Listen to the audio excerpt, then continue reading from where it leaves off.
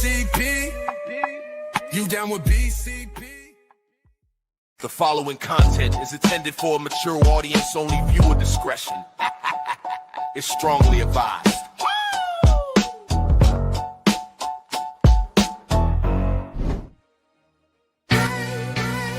Yeah.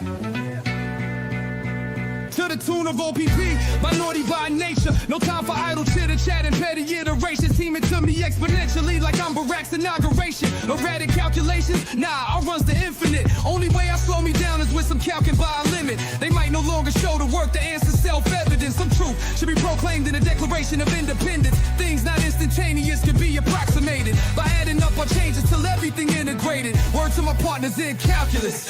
Yo, you down with BCP? Yeah, you know me. You down with BCP? Yeah, you know me. Integral, grind exponential. You down with BCP? That's the way we rotate radiannually. You down with BCP? Down with BCP? You down with BCP? You down with BCP? That's the way we do things limitlessly. Yeah, you down with BCP? Yeah, you know me. You down with BCP? Let's blow. Switch the flow. Shift the tempo.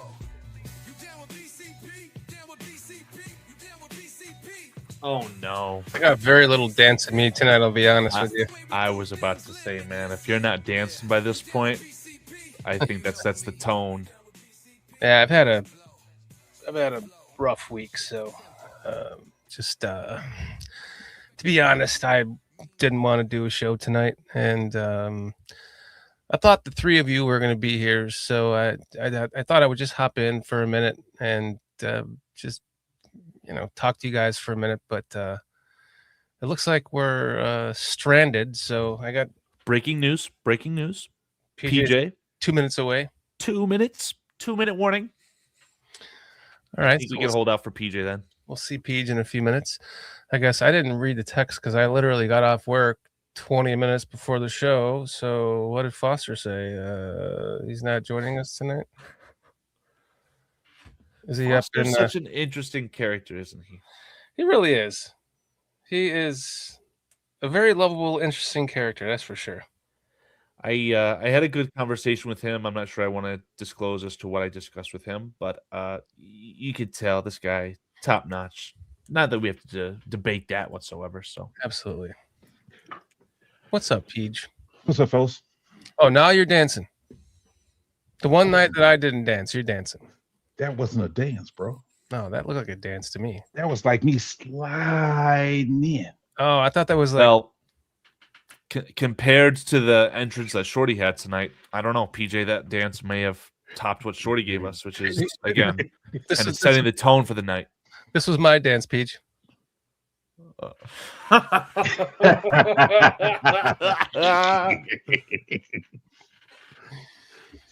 been a rough week, man. My dog started going downhill pretty bad, so we took him in. They found out that he has kidney disease, and it was to the point of blood transfusion or put him down, and we chose blood transfusion. So but as soon as we did that, man, he came home a new dog, man. He's like, I can walk now. I'm gonna follow you around. No. Lay on the couch. He's eating food. He's doing it's a Band-Aid, but he's doing a lot better. And it'll only be a matter of weeks, I think, now, unless we just want to keep giving him a blood transfusion every month. You walking around now? No, he can't walk. He just wants to. He thinks he can. He's got the bone cancer in his right arm, so it's really hard for him. So today I was working, and he lays on a couch on those Weeby pads, that you have, and he just shit all over himself. I had to hop out of my meeting and rush him into the bathroom to wash his ass off and his legs and all that. And just been, buried at work, and it's just been a really shitty week for me, and just really didn't want to do a show tonight, but I have a feeling you guys are going to make me feel better about that soon enough here. Yeah. I'm sorry, Carl. Did you guys say hey to the chat? Not yet. I just wanted to capstone what Dan said. I mean, if it's any consolation, and it's such a very hard thing to have to deal with, and I have gone through that. I'm the youngest on the panel. I've gone through that. Very much inspiration from that experience, from the story that you've told even before this, just knowing what you're going through, Dan. Try and apply it to my situation. Appreciate the ever-living hell out of my dog. And again, wishing nothing but the best. But again, just take it day by day. Enjoy every single moment that you get. And I'm trying to do the exact same in my neck of the woods. So Yeah, just love your dog every day you can, man. that's all you can do, man. They're not your kids. They're not gonna wipe your ass when you're in his position. You know, it's like a child you have to watch die, and it just sucks. Anyways, I don't want to be a downer. I do want to thank you for that, Carl. It means a lot. I know everyone that's loved an animal has gone through that, and everyone that has worked 12-hour days on top of that they know what I'm talking about too. So it's all good, man. We're here. It's another Thursday. You know, I am excited because as I said in the pregame show we did last week for members, I paid off my truck last year, and I bought my bucket list car, a 2014 Mustang GT Premium, and it was supposed to be here Sunday. But then as soon as I bought the car, they said, "Oh, we're gonna have to." Now my dog's still alive, Armando. We'll get to that in a second. They said the car was going to be delivered last Sunday, so I was like, "Okay, cool, man." I bought it last Friday. It'll be here in 2 days, and they said as soon as I purchased it, like, it's been delayed. It's going to be here next Friday. So I do have that going for me. I got my car coming tomorrow. I've always wanted a Mustang. My dad had a 73 Mach 1, and I always wanted that car. But then it got down to like a pros and cons thing. I'm like, I don't want to have a car that I have to keep in my garage, and I'll be afraid of like bumping into it in my garage because it's a museum piece, and I can't drive it around. I can't drive it back to Illinois to go home to visit my family and stuff. So I just decided I wanted a newer model, and I got it, and it'll be here tomorrow. So that'll be the highlight of my week. Will be as soon as Carvana delivers it tomorrow, I'm gonna take a half an hour off of work and go burn around town for a minute and come back and go to work, and I'll feel a lot better. So are you? I'm assuming obviously it was owned before. Yeah. And is it a car where you're like the second, the third owner? Was it rebuilt? Or... Okay. But the car has gone from, I actually have it right here. It started off in let's see. It started off in Hamburg, New York, and then it got sold, and it got sold to Illinois. It went to Arlington Heights. It actually went to Toyota of Lincolnwood. Is that a Segway? Is that Segway? I auto bought it. And then from there, it went to Arlington Heights motor vehicle. So the person who bought it lived in Arlington Heights, went to the motor vehicle department in Arlington Heights, and then he sold it to someone in West Virginia, and then that person sold it to someone in Montana, and here it's coming to Georgia. So, but it only has 34,000 miles on it. So for being a 12-year-old car, the Carfax report is excellent. No issues with it. It originated in New York? New York, Illinois, West Virginia, Montana, and now here. I've heard, and I'm not a car guy in any capacity whatsoever, but just to kind of fuel the conversation here, I've heard that vehicles in the Northeast, their frames just get destroyed by the ice or the salt that's utilized to combat the ice. So and the salt from the snow. I don't know if New York is a part of that, but it definitely more Northeast there. Your Patriots fan, maybe that's another segment here or a segue here. You got to be really careful at the frame and whatnot for things. The first owner only put 12,000 miles on it in 5 years, so I imagine it was probably garage kept and all that jazz. The second owner only put on a few thousand miles. The last owner put on the most miles, which was like 10,000 of the 35 of 4 previous owners. So, and it ended up, it's actually being shipped from Arizona. So I don't think it has very much rust on it. I'm convinced it's a good purchase. I'm sure it will be. It also They upgraded the center console radio system to a Tesla touchscreen. Huh. So it has like all the Tesla, it has like the whole it's like a huge touchscreen Tesla dash. But- It's awesome. Will it have the kill switch that all the EVs are going to have from the government? That I don't know. We'll find out. That may or may not be a joke for the record. And again, not to call out anyone in the chat. And normally I like to point out my favorite chats from the night. I'm going to go the opposite route for Mr. Antmaster because he knows how much I love that guy and how much I respect him. And he won't take offense to me when I say that he is dead wrong here with this comment on screen. He says that car, Shorty's brand new Mustang, brand new to him anyway, has had more ass than Foster. That's a lie. Foster has had quite a lot of ass. And if you guys aren't on YouTube and you guys aren't seeing the chat poll right now, we're trying to figure out where does Foster get the better women at between Wisconsin and Michigan. And it's a really close poll right now. So if you guys want to cast your vote, that'd be excellent. That chat poll has Wisconsin. It has some weight behind it because Foster doesn't go to Michigan for women. He goes to Wisconsin. So no. Let me pause you right there. He may not go there for women, but he gets them.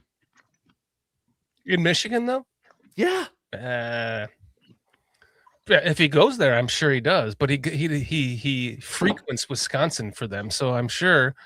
So my answer, I chose Wisconsin because knowing Foster. But I would say Michigan. But my guess would be Michigan. They probably have more teeth. Maybe Foster will spare 5 minutes of his time, or if he's watching back on the video on demand here, he can cast a YouTube comment and tell us what the answer is. But yeah. Let's get to our chat because I'm seeing PlayStation enthusiasts saying, I look forward to this show every week. And, I would not have known that if you wouldn't have said that, PlayStation. And that's an honor. And I want to thank you for that. I came into tonight not even wanting to do the show, but to hear you say that makes me glad that I'm here doing it, so you can enjoy it. So I really appreciate that, PlayStation enthusiast. We look forward to seeing you every week too. Petty Lara, Armando Lara Jr. Special welcome into Jack Mehoff. I'm not sure if he knows Mike Litzwet, but welcome in. Mike Litzwet. Foster goes to Alabama for women, Jack Mehoff says.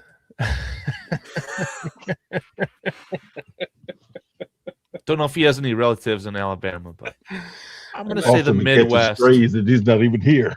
I'm not sure which women have more teeth, Wisconsin or Alabama. I'm not sure. That'll be the next poll question. Patty, we're glad to have you back. I promise you I will not accidentally block you tonight.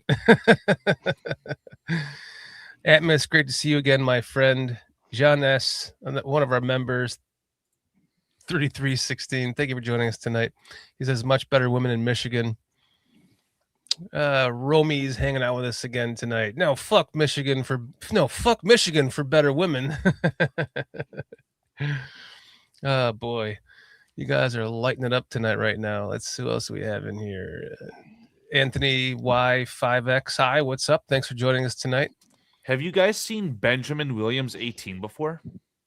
Yes, I've seen him in Sports Zone Chicago's chat actually a lot. I don't remember him here in this chat, so thank you for joining us tonight, Benjamin.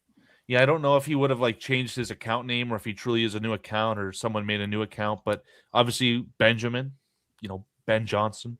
Williams, Caleb Williams, 18, Caleb Williams. I mean, what a name, what a name. Oh, that's nice. Very well. That's good eye on that one. Low key 1218. Thanks for hanging out with us tonight. Yeah, that's my burner account there. Yeah? Yeah. Is it? That's you. You said Benjamin 18, is that what you said? Benjamin Williams. Oh, Benjamin Williams. Yeah, that's it. Yeah. That's your burner account? Okay. Yeah. I would have thought it would have been easy. I would have thought it would have been easy. I was about to say if I could interrupt. Matt Fields. Yeah. Let's rip the Band-Aid off, PJ, if I may. Did you see that Justin Fields? It's time for me to leave the show already. Hold on. Did you? Look at the time. Getting late. Getting late. About time for me to go. Man, golly. Gotta pull him. Gotta pull him. Jeez. All right. PJ, did you see that Justin Fields had a Pro Bowl invite that he declined? I did not. Okay. I been kind of busy. I don't know if I you want to don't- talk I about it on the show here, but I I was- believe you. I was surprised that I mean, because I didn't watch it, but what Shador made it to the Pro Bowl? Yeah, so I don't want to say that the Pro Bowl is completely invalidated in every aspect because of that one selection, but it's pretty close to that in my mind at this point. And, well, it's So- not what it was. The Pro Bowl. Mitch Trubisky made a Pro Bowl because the other guys ahead of him didn't want to play in it. It's But the point I'm making though is when you think about it, when they start doing your contract, how many Pro Bowls did you make? Hey, I made 4 Pro Bowls. I don't care if I was a 5th alternative and finally got there, but hey, I'm sure not going to bring that into my contract negotiation. I feel like the all pros, the votes from the Associated Press, all these things weigh a lot more on that. It I does. almost feel like it's the flip side where a team would tell a guy like, "Hey, if you make the Pro Bowl this year, we'll get you some money." And that could be a multitude of things, right? He could just be a positive influence on the team, not even be the best player at his position, but he brings the morale of the team. There's so many ways you could spin it. But again, just going off the Pro Bowl, it's not like it once was where you've got Sean Taylor just absolutely laying out the punter and actually having a physical game of football. It's just such a whole different thing. I haven't even spent 1 minute. Like I saw the only way I knew that Kevin Byard had any sort of interception, any sort of positive interaction on the Pro Bowl is from pictures I saw. Didn't watch the game, had no intentions on watching it. It's just it's laughable. But my question is, you're saying that Justin Fields was literally invited to the Pro Bowl? I'll see if I can find that tweet for you. It effectively, to me, the way it was presented, and I think it was from Rappaport, so it should be a legit thing. Look at the time. PJ wants to get pulled. There you go, buddy. I legitimately think that he was offered to go and he declined, and I don't know the reasoning, but there was some interesting speculation to say the least. What's up, my friend Brian? Thanks for joining us tonight. Because how is it possible that he was invited to the Pro Bowl to play quarterback, considering he was benched after 6 games? 8 games. How many people declined? How many quarterbacks declined going to the Pro Bowl, even though it's not a physical game anymore? It's more of like Brian said, an all-star game. It's like flag football and throwing contests and shit like that. Like how is that even? Joseph Fields was asked to participate, focusing on his what? I just. It's legit. I don't understand. So it's not because I don't. It's because he got benched. Not even halfway through the season, and then he didn't play. That doesn't make any sense to me. It's a popularity contest at the end of the day. I saw speculation is that maybe, I don't know if he'd be focusing on trying to switch positions. I just genuinely have no idea, but I don't know. Wait, I don't know. He's focusing on switching positions? That would be the speculation potentially, right? But again, I have no idea. To what? Well, PJ would probably have a better idea as to what someone needs to do in the offseason to train themselves or change their position, right? If the cat's going to be a wide receiver, a running back, a tight end, I have no idea. He might just be trying to bulk up. I have no idea. Running back, wide receiver? Yeah, that's what I'm saying. Quarterback. Why wouldn't? He's a quarterback. He's a quarterback. Whether he's good or not, y'all can debate it. I'm not. But he's a quarterback. Been playing quarterback since he was in grade school. So, okay. Good. I wouldn't debate you that he's good. Would you debate that he's great? I'm just, like I said, I'm not debating that part. But the notion of playing football at the highest level and now you're going to switch position, I find that very, very hard to do. So yeah, The one thing that I'll say to Justin Fields, and it is very strictly for the 2025 season, I think that the New York Jets proved that they had the absolute worst coaching staff, period. how many people did they fire? Exactly. Like everyone. Like Right. the entire coaching staff is being turned over. I'm surprised they've kept the head coach, if I'm being honest, but Yeah, I was surprised too. To be honest with you. Isn't that funny? The defensive coordinator goes to the Jets, fails. Coaches get fired. Ben Johnson comes to the Bears, succeeds. He's getting his coaches plucked. I find it strange, by the way, that any first-year head coach is getting his his coaching staff plucked. yeah, I mean, it might be a goodest time as ever to The talk goodest? about Declan Doyle The goodest going time. to Baltimore. I'm dying right now. I'm dying. But yeah, I mean, my speech is as shocked as it is my brain, in the sense that watching Declan Doyle become a play caller for a team who hired, I think it's Minter, right? Minter, the defensive coordinator of the University of Michigan, gone to Yes. Chargers, followed Harbaugh, is now the Yes. head coach of Baltimore, Yes. and the offensive mind that they chose to pair with their top flight, all pro MVP level quarterback is Declan Doyle.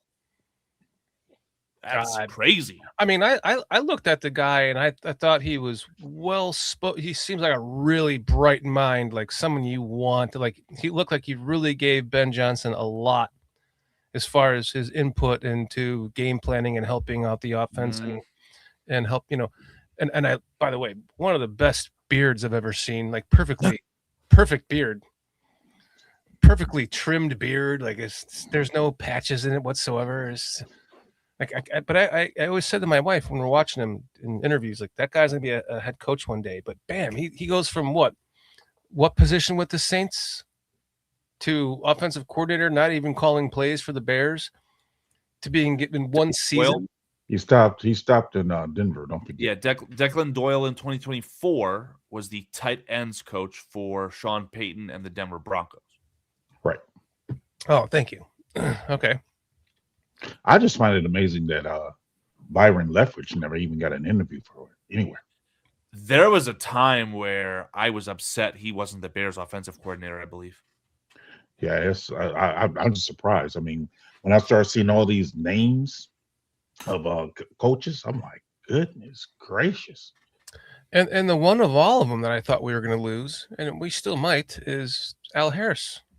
No, I think that door's been slammed shut, and that's no slight to Al Harris, but I think that his main opportunity to go and elevate to a defensive coordinator was with Green Bay or the Steelers, and both of those positions have been filled. So We have a couple of newbies in here tonight that are new. I think I've seen them before. If I haven't, I apologize. This is right in PJ's wheelhouse. Ben Johnson maybe could have gotten something out of Justin Fields, and I can't disagree with you on that. I cannot disagree with you on that. I know PJ can't we either. have breaking news. Uh-oh. The Chicago Bears have a football player on their team who has won an award. Tonight is the NFL honors. Do we want to take a guess? Do we want to take a guess as to what player has won an award for the Chicago Bears? Kevin Byard. I was thinking that too. I'm thinking about comeback player. Who's a possible comeback player? Because I know Miles Garrett got the defensive player. All right, go ahead. I will speak not with my words, but with me showing this image on screen. Congratulations to Big Joe Tooney. You were right, Hey. John S. John S. was right. Protector of the year. Wow. He will always be remembered as the first ever recipient of this award. This is a brand new award that the NFL implemented because obviously offensive linemen, maybe a guy like Larry Allen would have a very remote chance of offensive player of the year, but let's be honest, that would never happen. So they had to invent an award for offensive linemen. And obviously, the NFL has chosen Joe Thuney, and I cannot think of a more deserved player. Man, that deserves a moment of talking about Joe Thuney, man. He goes from the Patriots winning Super Bowls, he goes to the Chiefs winning Super Bowls, protecting what last year for the season before 25 for the Chiefs. He doesn't have a single offensive penalty, like barely even one, maybe two this season. Just a rock solid mofo, man. Like he's one of those guys. It seems like he could play till he's 38 years old, and he's ours now. And I hope they never let him go. What's up, AC Adam? Yeah, I mean, not to point out PJ or Foster and any sort of negative connotation, but I remember PJ, yourself, and Foster being a slightly bit negative of the move, right? Not more so like thinking that he would be, one of our best offensive players and winning this award. It was more so met with skepticism and kind of coming from the last few years of Bears offensive line play. I think that was very valid from you guys. But I think that if Joe Thuney decided to retire tonight after he accepted this reward, that's one of the best trades I've ever seen the Chicago Bears made. They traded what? A 4th round pick for a guy who is an all-pro effectively. He made the best offensive lineman in the NFL. Yep. If he retired, that 4th round pick has already paid dividends. But the fact that hopefully we're not going to see him retire and continue to see him play into 2026 and beyond, again, just a home run trade. Bravo to the Bears brass who've made that happen. Also the right guard, I was not expecting that kind of season from him. Yep. He What's started his off kind of slow, though. Yes, he did. What's his name? Jonah Jackson. Jonah Jackson, thank you. He was a solid trade too. What do we trade for him? I think he could have been had for less compensation. My gut tells me it was a 5th round pick. I'll look that up right now. The thing with Jonah Jackson is the amount of money that he's making. I think we've all been skeptical of that too. But again, another one of those moves where I think we've concluded that an offensive lineman, it's definitely a 5=1 scenario. Mm-hmm. And having a strong group of guys who stay healthy on the field consistently, even through the growing pains of our left tackle situation, those guys have all proved to be well worth whatever we've given up to acquire them. Carl, by the way, you got to get yourself one of these back scratchers to comb your beard with. I agree. It's probably a good thing to get, but I'm making do with what I got. We're good. This is a little box standard back scratcher. So Jonah Jackson was acquired from the Los Angeles Rams in March of 2025 in exchange for a 2025 6th round draft pick. Wow. And then what do we get him for? I just said a 6th round pick. Oh, I thought you said the Rams got him for that. No. That's how the Bears acquired him, is by trading Rams got him 2025 in free 6th round picks. A Oh 4th my and a God. 6th. Well worth it. Continuing with the spider webs of all these conversations we're having linked, that 2025 6th round pick was originally from the Justin Fields trade, which I don't even know how that happens. This is all from what AI is telling me too, but AI being the Gemini Google search results. So AI is not always right though. I remember it was week 3 or 4 and Caleb Williams had 8 touchdown passes. He was leading the league in touchdown passes with 8 touchdowns. And I asked AI, which NFL quarterback has the most touchdown passes in the 2025 season? And it said, I don't even know who it said. Whoever was second, he had 7. It might have been Stafford. And Caleb Williams was not even on the list. And so I said, you are wrong. Caleb Williams actually has 8, and he's leading all these quarterbacks. And it said, oh, you're correct. Caleb Williams has 8 touchdowns leading the league right now, and blah, blah, blah. And then I asked it again. Who has the most touchdowns on the 2025 season so far of all quarterbacks? And it gave me the same result. It's like the damn thing isn't even learning from its own mistakes. yeah, that's you're talking about something I think called an AI hallucination, which used to be a lot more prevalent, but I think that's starting to sort itself out.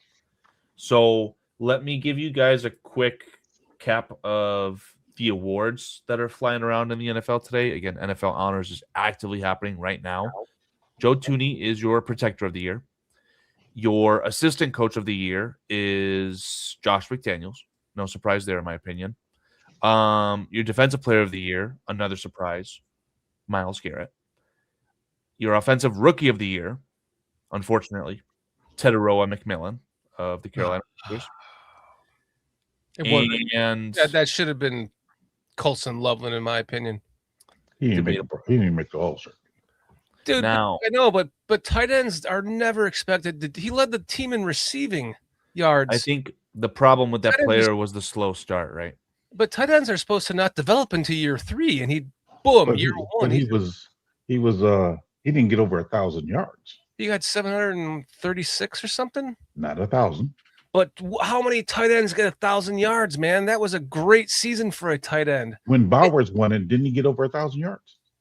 Yeah, there's 2 sides to the coin there, though. It's that Loveland was not the feature early on in this offense, and no one in this offense had standout numbers. So I feel like Ben Johnson's offense is set up to never allow for a player to shine like, let's call it a JSN, right? You don't just have the one guy. You're able to spread it around and be versatile, and maybe that's why the offense is so good as it is. But yet, the guy in Detroit, he got over 1,000 yards in that offense, right? Yeah, Laporta? No, the St. Brown. Maybe yes. Okay, maybe that's the caveat there. St. Brown is a guy who definitely gets the volume, and I thought DJ Moore would be primed for the Amon-Ra St. Brown role going into this year, but I think that Ben Johnson's tools that are available to him in Chicago, he had more of them. He was more versatile compared to Detroit. Last award that's come out so far right now is Christian McCaffrey winning the Comeback Player of the Year. So my guess is that the Offensive Player of the Year is going to be JSN. I will have to report back once that's been announced. Is that Adam? Is that Adam giving me a compliment? That is Adam Mason. That is Adam. Okay. What's up, man? What's up?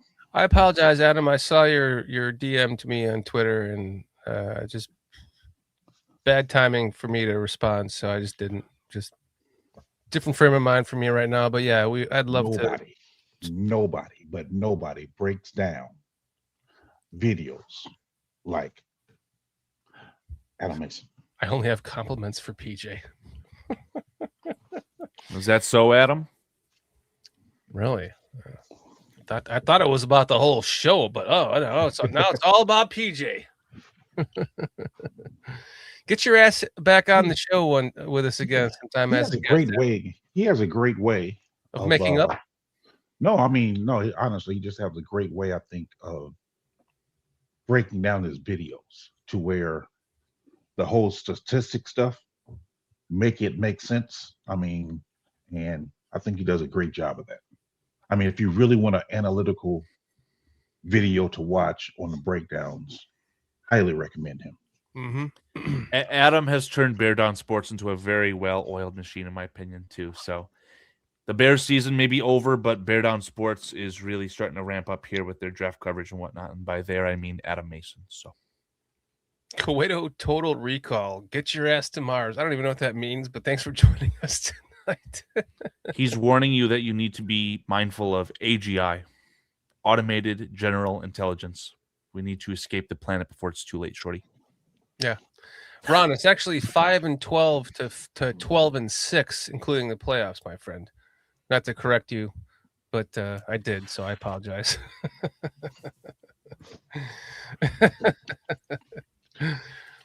Don't mean to correct you, but I am.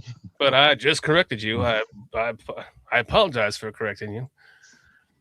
I don't know. I just think, looking back on this season, I thought Ben Johnson did a great job of how he did it. Actually, from start to finish, I was truly impressed. He outdid what I thought he was going to do, first of all, and he showed great leadership. But the point I wanted to bring up when you guys was talking about Declan Doyle, my hope was, we can talk about hopes and dreams and wishes. My hope was if we was going to lose Declan Doyle, that we would have been able to keep Eric Bieniemy. I wish, Right. I Yeah. wish that move would have been made. Like, Baltimore said, "Oh, we really want him." So before he takes the job at Kansas City, we're like, "Hey, man, be our offense coordinator." Can I push back on that? Go ahead. I think that Eric Bieniemy is much more well suited to be an offensive play caller, an offensive coordinator by trade and not by name.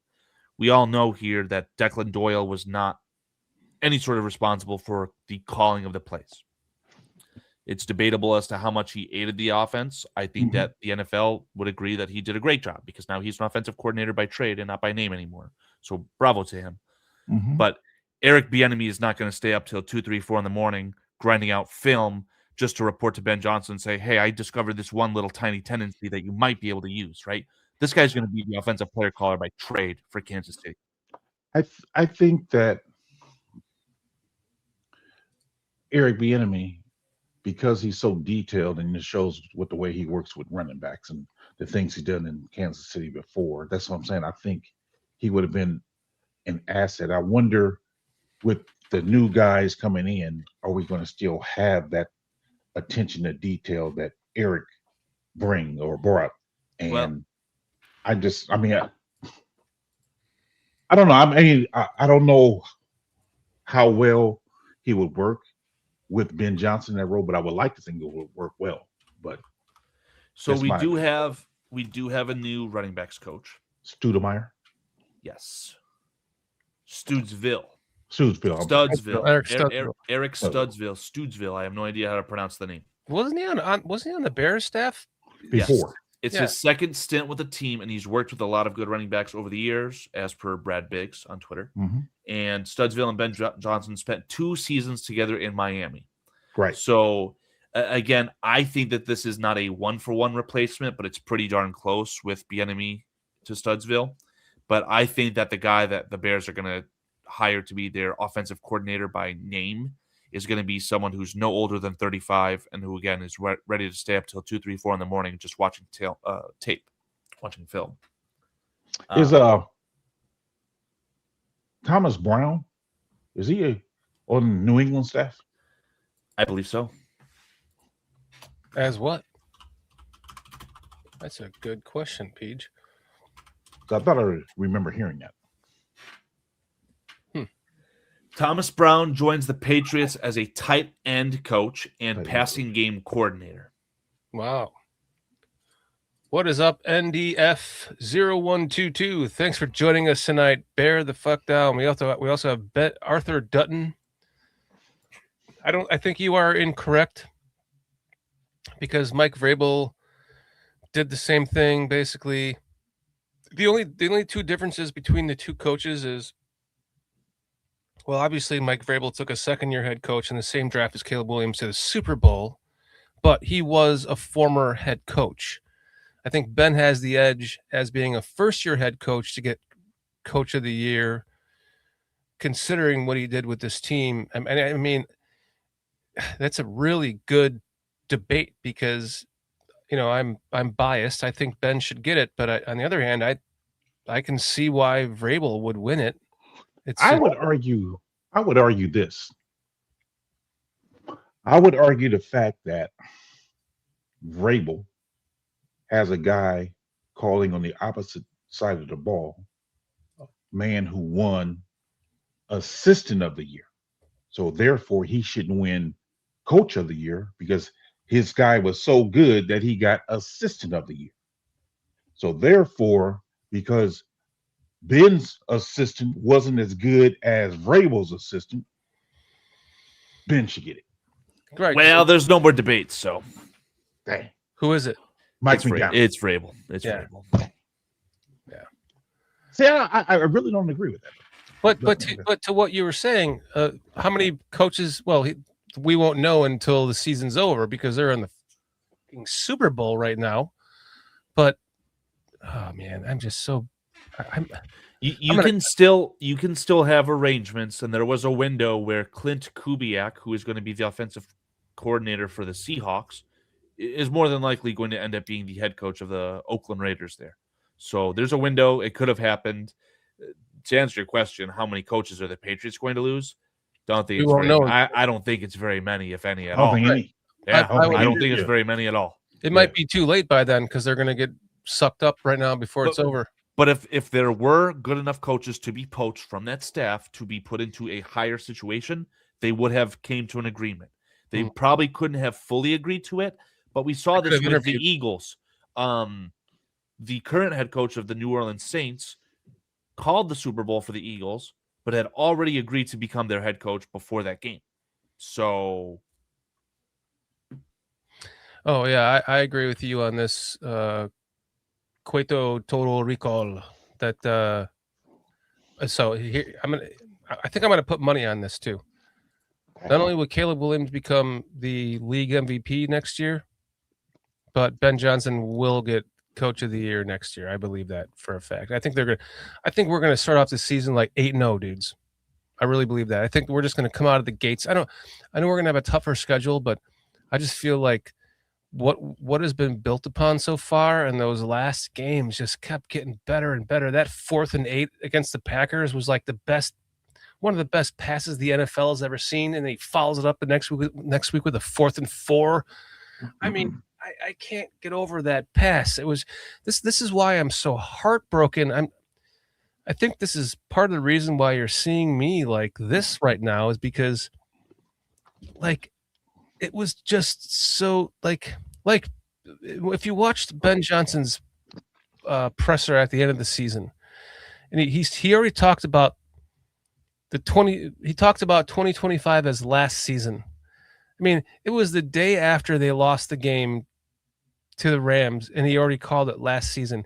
And then one of the idiot fucking media reporters asks, "Well, what are you going to how are you going to build upon this going into next season?" He said, "There is no building upon this. The season is over, and we start 0-0 with a brand new staff, a brand new team next year, and it's from ground zero all over again." And this is what all went through my mind that night that they lost that game, that they should have won, because when you have something special going, it's kind of like the 18 season. That defense was spectacular. We got, Trubisky had a 6-touchdown game against the Bucks, and we were just on a roll. We only lost 4 games, and it just seemed like we shouldn't have lost it on what is being coined as a double doink, which is actually a tipped field goal.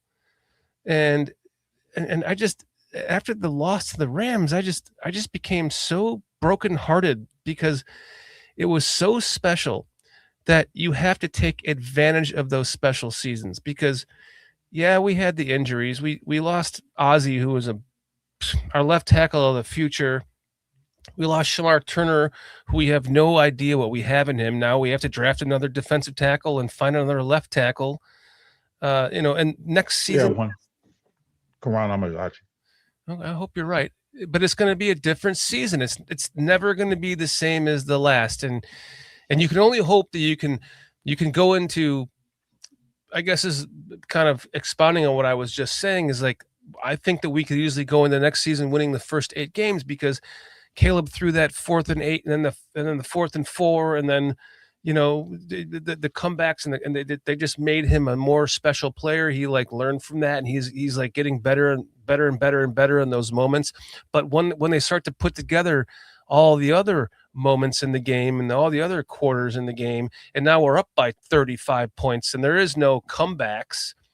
It's going to be different than it was this year because it was special because of that, and it just would have been so perfect. It would have been crystal meth for the NFL for the Caleb Williams to be playing Drake May in the Super Bowl right now. And if fuck the Patriots, by the way, Caleb wins this Super Bowl against Drake May, it's all Bears downhill for the next 10 seasons, man.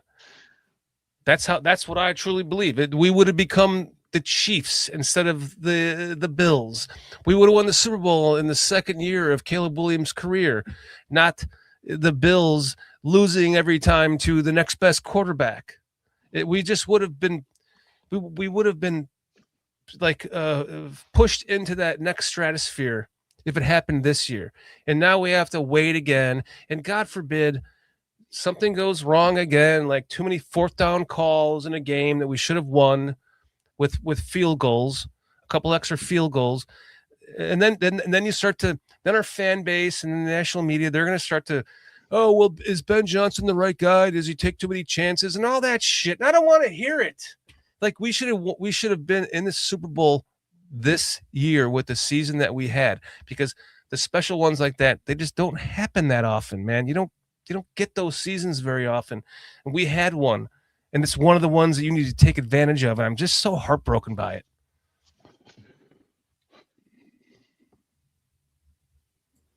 PJ, do you want to touch that one, PJ? I'm expecting you to cut in there, Carl. Do you want to touch that one, PJ? I don't subscribe to the notion that we deserve anything. My thought pattern is more like we had our opportunity, we fell short, back to the lab, and let's see what we can come up with. I think that we have good pieces in place to keep it going. It wasn't like one of those 2018 seasons where we got there based upon smoke and mirrors and all that sort of thing. What Ben is doing is building a good foundation. He has built a good foundation of which to build, not something that's built on deception. I think for me, when I really think about it, I mean, going back kind of to the previous conversation, being coaching to me is better than what Vrabel's coaching was. So I think that's something we can keep on building upon. I would have wanted the Bears to go further, of course, but I'm not feeling bad. I mean, what I would want to correct next year, stop having so many games that we have to come back. Stop all that. I mean, let's get better on offense enough to where we don't have to wait till the fourth quarter to start really playing hard. Get better. Would you say you want the Bears to get better on offense or just more consistent? I say better because wow, for whatever reason, guys wasn't catching balls. We wasn't We wasn't we wasn't getting first downs early on in games like we should have. So there's a myriad of reasons that that happened, but I'm saying that's what we have to get better at. We shouldn't have to wait till fourth quarter before everything started clicking. I fully agree with that. I mean, but that's what I'm saying. I mean, dropping passes like Anthony says there. I mean, I agree with it. I mean, a lot of things was going on that shouldn't have been happening. I mean, even with Caleb, I mean, missing certain simple reads. Instead of taking a simple read, holding on to a ball a little bit longer, looking for the bigger play at times, bro, just take the simple play. I got to take a leak. I'll be right back. I'll say yes and no to that, PJ. I mean, I feel like the Bears offense just needs to become more consistent. It's definitely what Anthony's saying. Stop dropping passes. You can consistently catch footballs when they come your way, or at least get better at that, right? I don't know the exact statistics at the drop rates. Whatever statistic Adam Mason likes to flaunt regarding Rome's contested catches as a rookie in 2024, my God, was that the exact opposite in 2025. Guys got to catch the football more.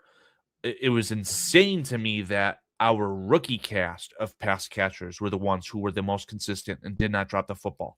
And that is something that stood out to me this year from this coaching staff is I started watching the Bears, we'll call it seriously, in 2005 at the end, the tail end, in 2006, the Super Bowl year, right? So let's call it 20 years of watching the Bears.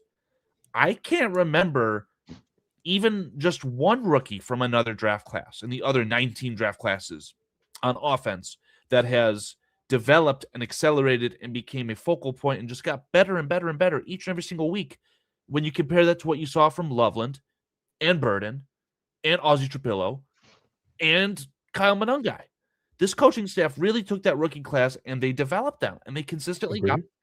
I can't remember another player who I can say confidently did that. Got better. Yeah, throughout the season, like maybe Alshon Jeffrey, right? Like, Oh, you mean for the Bears? For the Chicago Bears? Yes. Oh, okay, yeah. Yes. So maybe you could debate with the wall there, but I mean, my God, when you think about your players that you're going to be relying on and developing your offense around and trying to facilitate through next year, the first guy who comes to my mind is Loveland. And I hate to say that I've got the Michigan swag on, but that's a player I'm very excited for. And the quarterback, man, I feel like it's all just cerebral at this point. He just has to continue to learn and grow in the offense. And I think by either year 3 or year 4 in the NFL, and definitely year 2, year 3 in the system that you're set up in, we're going to know exactly how good Caleb Williams is. And I don't want to say he can't be any better than this, but even if we have the same exact level of quarterback play that we got in 2025 and 2026, I'm extremely confident in this football team winning games. But the thing is I think Caleb Williams can get much, much better too, which is, many might say that that's scary. Yeah, I just think that I don't know. I think we just have to. I mean, by no means I'm saying that Caleb played horrible. By no means am I saying that. I'm just saying that I think he could have done better with what he had. I mean, but our guys could have done better with catching passes too. Let's be clear about that, because there was too many drop passes, and Way too many. That's what I'm saying. So it's like Caleb's, what percentage? 50-something%. Am I correct? Oh, the completion percentage? Yeah. It sure as hell wasn't the 70 that this coaching staff said that they want, right? And you don't set goals that are achievable. You set unachievable goals. But how many passes did Drake May with his 70% ish completion percentage? How many passes is the NFL talking about right now? Like there are passes that Caleb has thrown this season, not only in the last couple of games, but all season long. The Ravens, he had that one-hander to DJ Moore. He was like getting smacked he was getting sacked pretty much, rolling out of the pocket. Like the completion percentage, yes, it goes a long way. But when you're talking about a quarterback who's learning a new offense, who has the spectacular ability as such as Caleb, the completion percentage will come. It's just you go just compare. There's far less spectacular plays from Drake May, yet that dildo is sitting in the Super Bowl right now. I wanted to ask you, when I was taking a leak, I was thinking about. Well, hold on. Were you sitting or standing? I'm sorry. Go ahead. I was none of your business. I was so. Don't tell me you were sitting, bro. Don't say you were sitting, bro. Don't say it, man. Don't say it, man. I was actually standing on my hands, pissing upside down into my toilet. How about that? So, let me ask you this. You think about special seasons, okay? So I just said like this was a special season, right? So at the end of the pee, did it drip in your face? Or no, I got a good stream. No, his stream is so strong that it bounced off of his chest and it all went into the toilet. No, it was just directed right out of me into the toilet. All right, man. I'm sorry. Go ahead. So,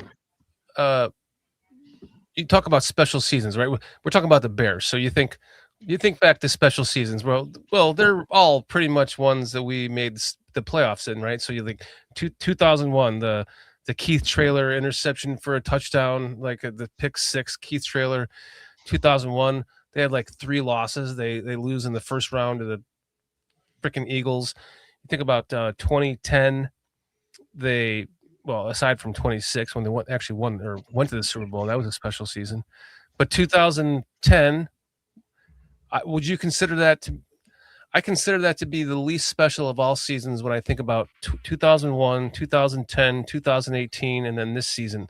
Of all those seasons that we made the playoffs and went, I should just say made the playoffs, I think the 2010 one was the least special season because my memory doesn't bring back any spectacular moments of that season other than we made the playoffs. We went on to the championship game and we lost it to the Packers when Jay Cutler just mysteriously didn't come back in the second half. We were all like sitting there with our dicks in our hand going, what the hell is going on right now?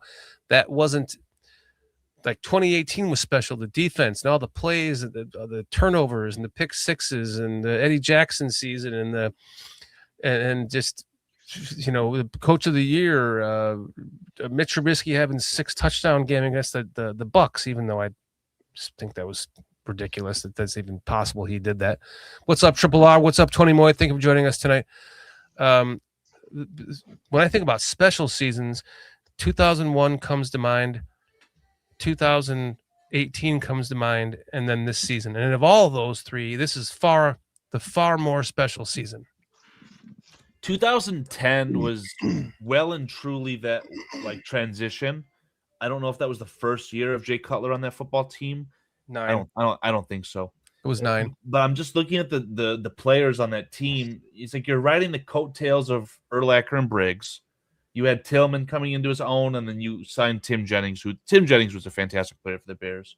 But your defensive line had Israel Adonijah and Matt Tuina and Anthony Adams starting. Yes, you went out and signed Julius Peppers, but that was definitely one of those, like, you push all your cards into the middle of the table because you know that Lovie Smith's on his way out. And it was just, I don't know, definitely not a special season. Because he got fired the year, hold on. No, he did have 2 more years after that. I thought he got fired in 11. It was 12 he got fired for the 10-6 season. So I think that was a situation where that team needed to hit the reset button sooner. And they just didn't, and they went for it, and they just failed, and it sucks. I think for me, the thing is, there's certain mistakes that you look back upon that they should have done with player personnel, like when they went to go get Julius Peppers. Why would you not keep Alex Brown? Thank you, Triple R. Thank you. So for me, I mean, it's like you have a good pass rush. You can make up for certain things. All right. Well, oh, by the way, Triple R. The Raiders defensive end said he declared he wants a trade. No, that's not official. There's only 2 sources of something official in that department, Shorty. It's Ian Rappaport, Adam Schefter. If it doesn't come from them, it's hogwash. Hate to say it. Okay. I can't confirm it. It was just my buddy telling me that. I think I think it's fair to say that football player is starting to really voice his concerns and his opinions and his feelings when it pertains to the NFL, and that might just boil down to him wanting more money. But that player, if he's on Oakland next year, I wouldn't be surprised. I would not at all. I'm not trying to trade for any guy like that right now. I'm not trying to. You know what would have made it worth it trading for him is if Ian Cunningham would have actually said, you know what? Because from what I've heard, Matt Ryan is going to call the shots this year, but he's going to give the shots to I got Cunningham next year. So if that is true, I don't know if it is, but that's what it's not.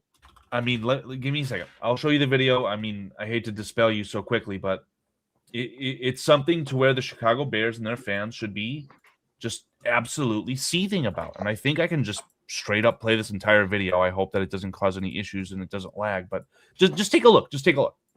Are going through the draft process and the free agency. Are you going to be actively involved in that, or are you going to let your people do it? Or... Man, Ian's in charge. Ian's in charge of that space. I'm looking forward to learning about, this. Like I said it the other day in Ian's presser, like I've never sat in a draft meeting. And so Monday is going to be the first time I'm sitting in a draft meeting, and I've got a lot to learn. So sitting. Does that answer your question? Yeah, but then why wouldn't we have gotten 2 third-round comp picks for him then? Because of the verbiage of the stupid policy, right? I don't know if he's truly named a general manager. I think he is, but it's more so like, I don't know if the Chiefs got any sort of compensatory picks for Ryan Poles, but it's like because we have a guy by name that was hired ahead, I just don't understand it, man. I mean, genuinely, I think it's asinine that we're not getting our picks. No, it's bullshit because Triple R, you're killing me, man. I'm glad you're in my corner. No, because if we had those 2 third-round picks, we'd have one this year and one next year, right? And we could have basically our first-round picks are almost second-round picks right now.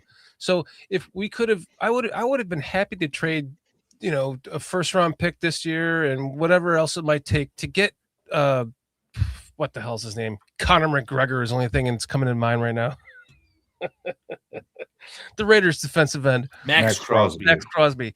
I would have traded at least a first-round pick this year, the 25th pick, knowing that we have another third-round pick because we basically were picking almost in the second round right now. So if we can add another third to that this year and a third to that next year, it would have offset my wanting to give up those picks because I'm there with you, Peach. Like right now, I know we see a lot of teams go all in, like the Rams, like trading away a bunch of shit for Jalen Ramsey and blah, blah, blah. And I thought to myself, well, that's going to come back to haunt them. But no, they were right there on the verge of a Super Bowl again. And I don't think they should have been. They should have lost to us in that cold weather. But I would have been much happier giving up a first-round pick this year and whatever else it entails if we had that third-round pick this year and a third-round pick next year for losing Ian Cunningham. And, this is how the Patriots how Bill Belichick built his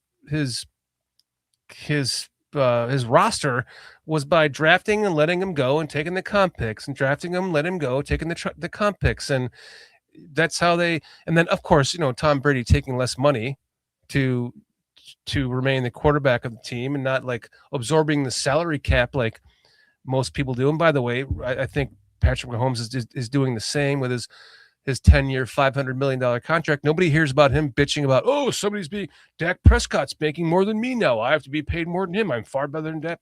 He's not Correction. 10 years, $450 million.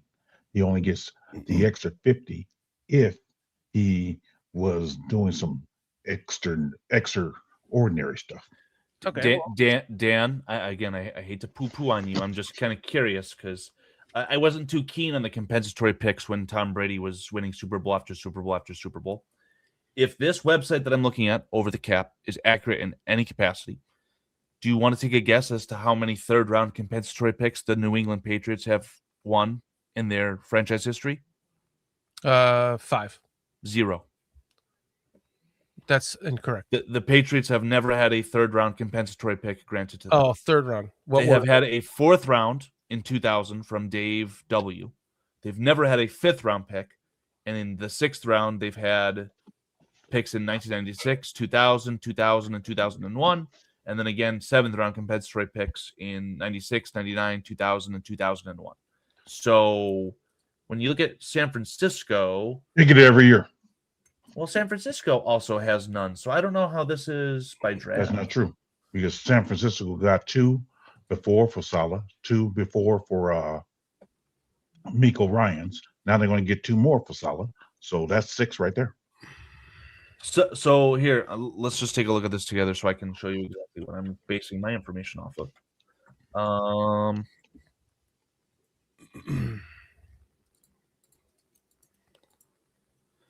So clearly says that supplemental compensatory picks are not counted as they were awarded beyond the scope of the compensatory By the formula. way, what's shitty editing? Oh, that looked like it said count EA. Okay, okay, gotcha. Regular compensatory picks that failed to meet the 32 pick limit, marked in red, are counted as they were awarded within the scope of the compensatory formula. All compensatory picks in 94 and second round compensatory picks in 95 are ignored. But yeah, again, according to this, New England 0. But by draft 2000, I mean, why is this empty? Is this just an old document or something? This is crazy. Well, where's the Bears in there? The Bears 1, 4, 1. Hold on a second. Chicago. Apparently, they've had 5 compensatory picks granted to them in 97. There's 3 in 97, 98, and 2002. Huh. For losing Donnell Wool and Todd Perry. Yeah, I agree. This is just a hogwash document, but San Francisco definitely is good at getting their third round compensatory picks. There's also a formula, and that's why I'm confused. Maybe supplemental compensatory picks are what I'm referring to when you lose a player.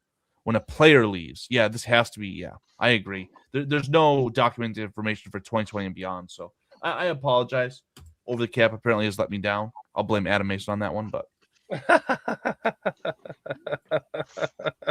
He says this has to be hella old, dude. Look at San Francisco. Yeah, I mean, it's just if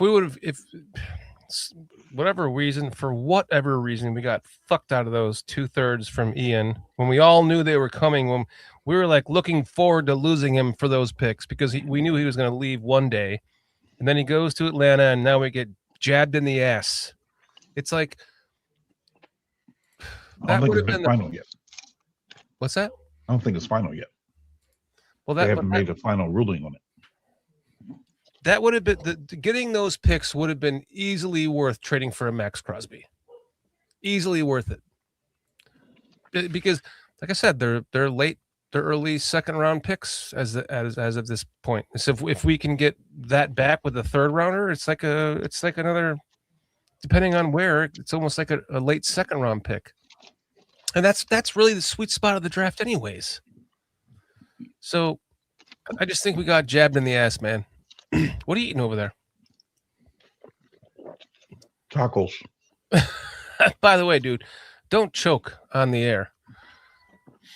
It's like, hey, PJ, go slam your lungs on the back of the chair.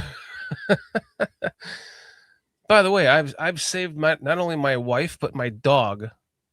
My wife in the last 2 years and my dog in the last month from literally both of them choking. They couldn't breathe, and I had to give them both Heimlichs to save their lives. I can't do that for you, PJ. I'm not there, so be careful. Did you give them both mouth to mouth? No, just Heimlich. I tell you what, you guys better read up on how to do the Heimlich maneuver because it works. I've saved 2 lives already in the last 2 years. It's crazy. Both times I broke out in tears because I saw their death flashing before me if I couldn't save them, and it was just like, oh my God. Especially my wife, man. I was like, she was choking on sushi. Here's the first clue. If somebody's choking, you ask them, "Are you choking?" If they can't respond to you and they can't talk, that means they're choking. They can't talk. So then you're like, oh, what do I do now? You better know what to do. That's all I have to say. There's a woman down the street at a restaurant down the street that died in the restaurant choking on a piece of steak. Nobody could save her lives. So make sure you guys are up and down. Make sure that you guys are aware of how to give the Heimlich in case even to yourself. No, the dog couldn't talk, Cliff. The dog was had to wow. How do I do this? Just got to get under the rib cage. That's all. That's enough. Oh, I just realized that Cliff is in here now. Is that the first contribution he's made to chat tonight? What's up, Cliff? Good to see you tonight, man. You're a little late, but I'm happy you're here. There's Cliff. I feel calm now that Cliff is here. Hairless Man. Hairless Tacos. That feels like a name for a strip club. Triple R. I'm not gonna lie to you. Flatulence Man, thank you for joining us. Says Shorty learned the Heimlich maneuver from Mrs. Doubtfire. No, barely watched that movie. It was, you know what it was? Never took classes. It was just out of instinct. It's like, okay, get under the rib cage, push up on the lungs. I took classes, Yeah. and the thing about taking classes, you can really never do it for real. Right, exactly. So the first time that when my wife was literally choking on sushi, the first time I did it, I think I did it wrong. So I think it went more into her lungs. And then that's when I was panicking. I was like seeing her, my brain flash forward into her like dead on the floor in the kitchen. And I'm just like, the second one, I was like, okay, I got really prepared and I was like, and she just, I was the most, to see someone barf out of their lungs is a lot different to see someone barf out of their gut. It's the phlegm that comes out is just, even my dog too was just like really weird, man. So There goes that taco. I hope you guys never have to do that. But if you do, please be prepared. What's up, Alex? My name-o. What's up, Low Key? Thank you guys for joining us tonight. I think Low Key was already here. I love that. That's an awesome picture, by the way. It's one of my favorite things in life. Next to my bucket list car arriving tomorrow. Is Adam Mason still in here? I'm still trying to make heads or tails of this compensatory pick crap. Because I'm looking at projected compensatory picks. And again, still using over the cap at this point. I don't know why. Over the cap is projecting third round compensatory picks to go to teams like Minnesota, Philadelphia, Detroit for the losses of Sam Darnold, Milton Williams, Aaron Glenn, respectively. I'm not sure if that's accurate or if those picks have already been granted or if I should even be using over the cap at this point because I'm very confused by this website. But It's a Adam, you want to join us to talk about it? You're welcome to join us. It's a very difficult process. It's a formula. Yeah, it's one of which that involves the amount of people or money you spend in free agency compared to the amount you spend out, and what those free agents do, whether or not they make the Pro Bowl, the amount of their contract, all these type of things, how they did as a season. So all those things are factors. So that's why when I hear people say, "Oh, Bears getting one because we somebody signed so and so one of our players," it's not how it works. But what I'm confused about, and I agree with the contract and whatnot, but Kirk Cousins for Atlanta last year was awful. And Minnesota has already been provided with a third-round pick via the loss of Kirk Cousins, whenever that was. So I guess that answers my question, right? Kirk Cousins left Last year was not 2024. Kirk Cousins' first year. Yeah, Kirk Cousins left in 2024 free agency because last year, he left in 2023. Right. 2024 was Sam Darnold because last year was McCarthy. Right. So, yeah, it's like a year out. So Minnesota's getting it. If they get it, it's because of Sam Darnold. No. They already got a compensatory pick in 2025. Now, it's projected that Minnesota is going to get one again in 2026 because of Sam Darnold leaving in last year's free agency. Oh, okay.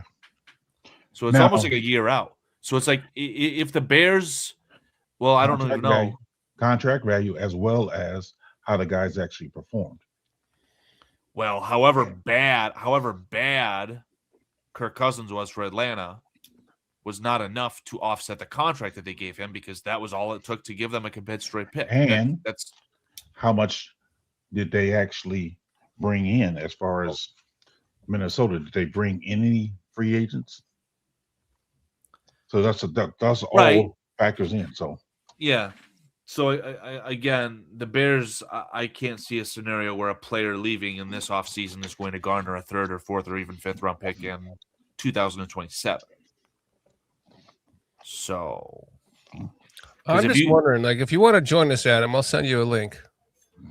Adam said that he's got something going on. I do promise that I invited him because he asked me which guests we were having on tonight, and I said I'm not too sure.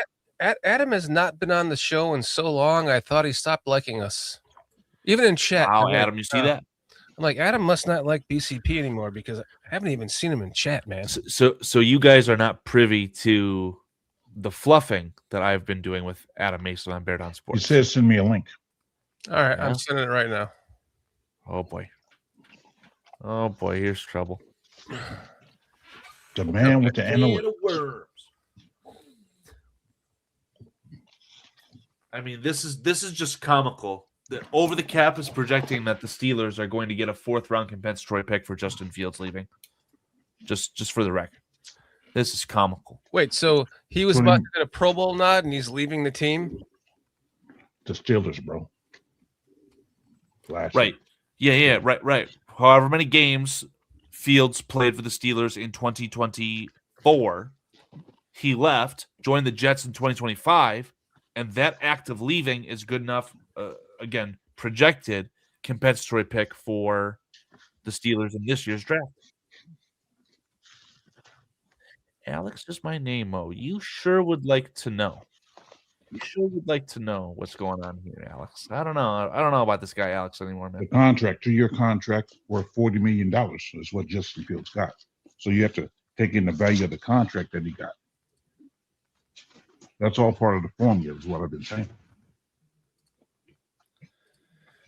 And San Francisco, in this year's draft, is projected to get a 4th-round compensatory pick for Aaron Banks, a 4th-round compensatory pick for Charvarius Ward, and a 5th-round compensatory pick for Talanoa Hufanga. So they've got it down to a science. Now you also got to then subtract who did they actually sign in free agency. Right, but that's all last year, right? So this is all projections. Right.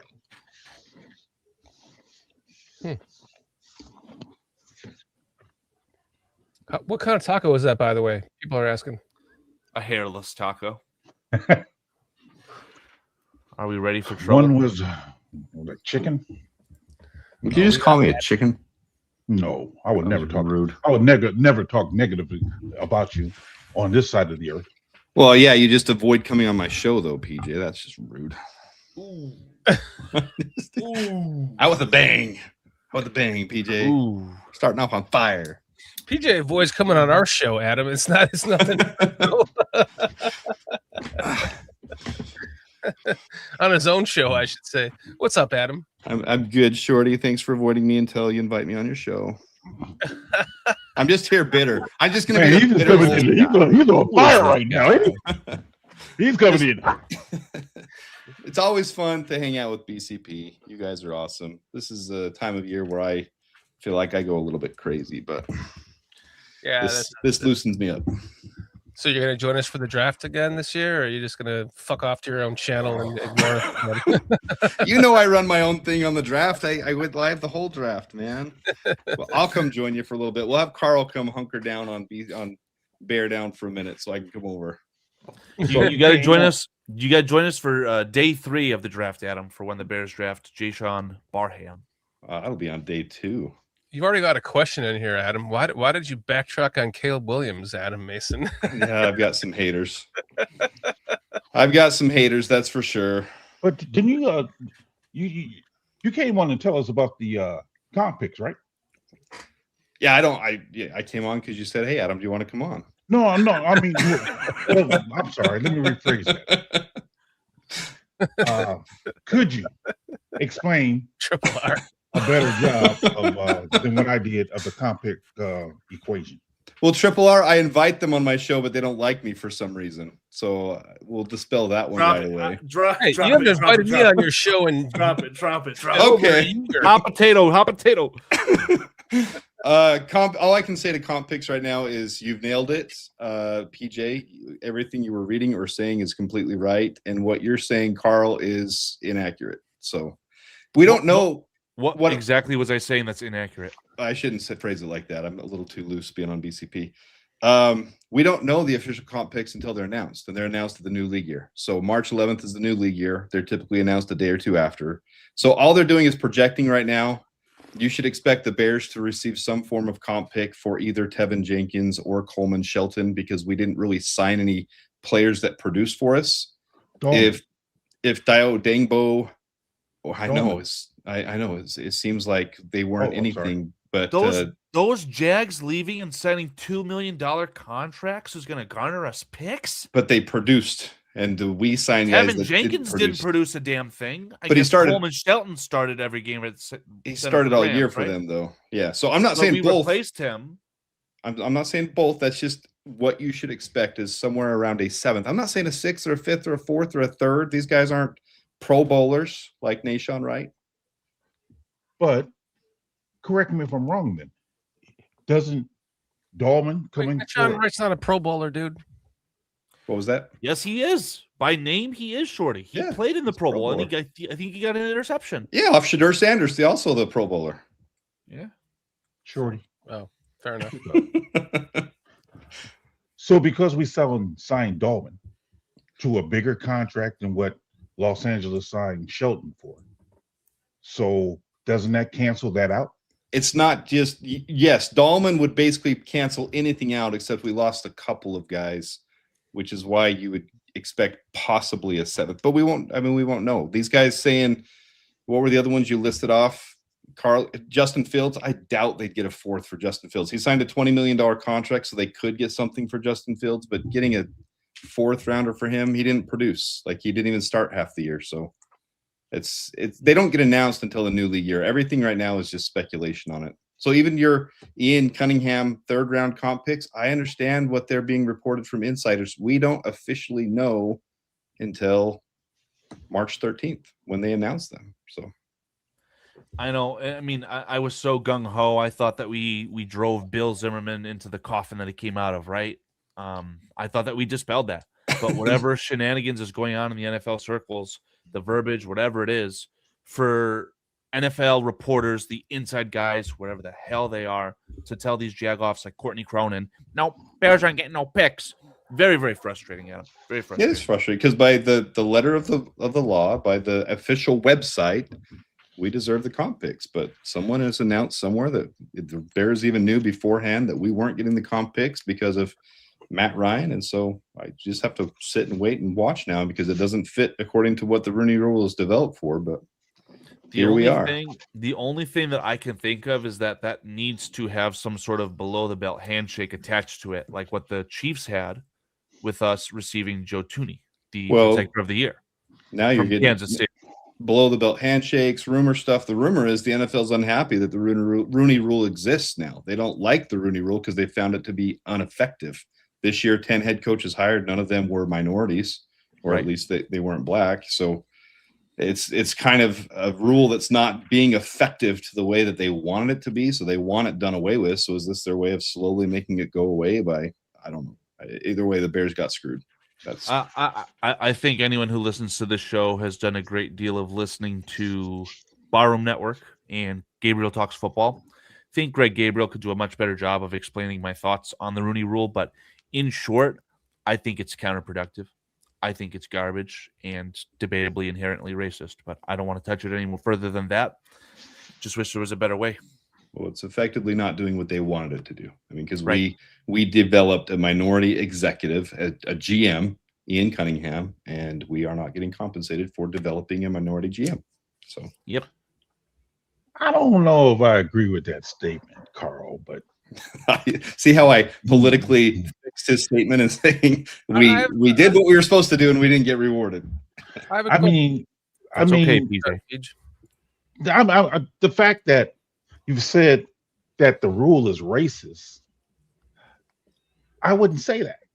I understand what they was trying to do. I agree with Adam in the sense that it hasn't been effective, but I understand what they was trying to do, because if the majority of any company employees are minority, white, whatever the majority of their employees are, then when it comes to management, it's the opposite. It makes you wonder why. And why is there such a disparity being that way? So therefore, something is obviously wrong. I don't care how you want to flip it. You can flip it the other way around. I don't care. If the majority of the employees are one set per se, then the management is something different. Why is that? I'm going to tread very careful water right here. And I mean that honestly. Because you want him on your show. Exactly. No, and I mean this sincerely. I'm going to agree with you 100%, PJ. But I think the one thing the Rooney Rule has done is it's brought more focus to it. I don't think the results have been what they wanted it to be. But every organization is still going to hire for talent. Like, it's not going to be based off someone's skin color. Period. Right. At the end of the day, that's Agreed. not what it's going to be. Agreed. But up until the Rooney Rule, even exactly, Cliff, even before the Rooney Rule, I don't think blacks or minorities or people, minorities covers it. I don't think they were encouraged as much to go into coaching or executive roles. Now it's being encouraged more. So I think that's the one good thing it's done is it's, if not even encouraged, it's brought more light to it. So these guys want to. More people are trying to get trained up and do it. More people are trying to make themselves qualified to do it. More people are trying to become executives or head coaches or go into coaching trees. So I think it's effective that way. I just think we're a little bit behind the time. And that's why I say I got to tread lightly there, but I think there needs to be more qualified, and I think it's helping to do that, but I think they went about it the wrong way with the comp picks. They're rewarding improperly. I would disagree from the standpoint, I mean, because I just had this conversation with an ex-NFL player today, as a matter of fact. I work with 2 ex-NFL players, and we had this discussion about minorities not being hired for the head coaching jobs. They say, well, a lot of players does have the knowledge. Sure. So why are they not getting brought up through the pipeline like their counterparts? And I'm like, I wonder why. And they said, it's not that we don't have the knowledge, don't have the education, don't have the experience. There's a disconnect there that's being unfair. So I'm like, yeah, why are you not? Why are you not? I mean, if you have this experience, knowledge, education, one of the guys has a doctorate degree. And I'm like, okay, so what is it? You can't tell me that.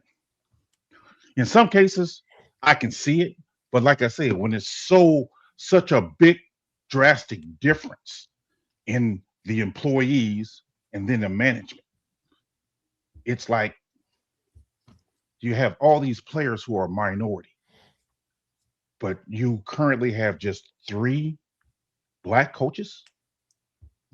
Well, here's a good example. It's why did Ben Johnson become a head coach as an offensive play caller over Eric Bieniemy over all those years? Well, because Ben Johnson made a difference calling the plays, and Eric Bieniemy didn't do jack shit but be the Declan Doyle to Ben Johnson. And so if Eric Bieniemy would have been allowed to call the plays for KFC, Matt Nagy, for KC, Kansas City, Matt Nagy, same thing, right? Yeah, but Matt Nagy should have never gotten the job either, right? That was that's Kevin O'Connell, the opposite end of the spectrum, right? So Kevin O'Connell. I don't know. It's LaFleur in Arizona this year. Yep. So that's what I mean. So that argument, I mean, while on the surface it may have some validity that Eric never called plays, but yet other people who never called plays in the same type of position still got that opportunity. That's why I'm saying it's like I wonder, and I'm not quick to when I say it's racism, but please, I want to know what it really is, because it's not making sense to me. And when I'm hearing guys who actually coaching and they having these same questions, and I'm like, why is it? Well, I'm kind of actually shocked that the Bears quarterbacks coach, what's his name? Black dude. JT Barrett. JT Barrett didn't get promoted to offensive coordinator. To be honest, they went out and found someone else. I was kind of shocked by They that. haven't hired nobody. Yeah, I was gonna say I don't think Yes. the Bears have filled that position yet. I was But looking they're- for some I thought it was breaking news Studzville. going on. I thought it was Eric Studzville. It's the running back. That's the coach, running back coach. Oh, sorry. You are correct. which makes you think, Shorty, that they might be going internal for a promotion if they're. I would they, think they so. hired a running back coach before they hired the OC. It means they're. I don't know. You can kind of speculate all you want, but I kinda think The they're gonna go OC internal. is not a position that the Bears need to fill. It's not a position where they're competing with other signal callers, all these things, right? Because they have their signal caller, and they will until Ben Johnson's fired. They are looking for a guy who is going to resume the Declan Doyle role of grinding film, helping ease the communication, and helping the offensive head coach, who's calling the plays, kind of coordinate the offense in that sense. He is not a true offensive coordinator, whoever we hire or promote into that role. So Right. PJ, I guess the question I have is, with these ex players that you've got Mhm. relationships with, there's clearly a difference between management side though and playing side. Mhm. Do they feel like there's some gap between learning the X's and O's and becoming the next Ben Johnson, learning under a coaching tree, learning how to develop their own plays, learning player relations, learning the organizational flow of an organization, there's a lot of minutia that goes into these management things. I'm asking genuinely because maybe you've had these conversations with them. Do they feel like there's a difference between the playing side and their experience there? Because obviously that playing experience is going to help them over some guy off the street who's never played before. Right. Who they still the on the job learning and knowledge under Matt LaFleur, under Mike Shanahan, under Ben Johnson. Those things are going to give them the organizational, the X's and O's. That's going to give them the stuff that's really going to help them become management officials, that type of stuff. What's their thoughts on that type of stuff? And I guess I'm asking third party stuff going through you, but just I think, from what I gathered, just like there's a difference between just teaching plays according to a script and actually knowing it. And when they have the intricate knowledge of it to where they know it so well that, okay, this play is designed to do this.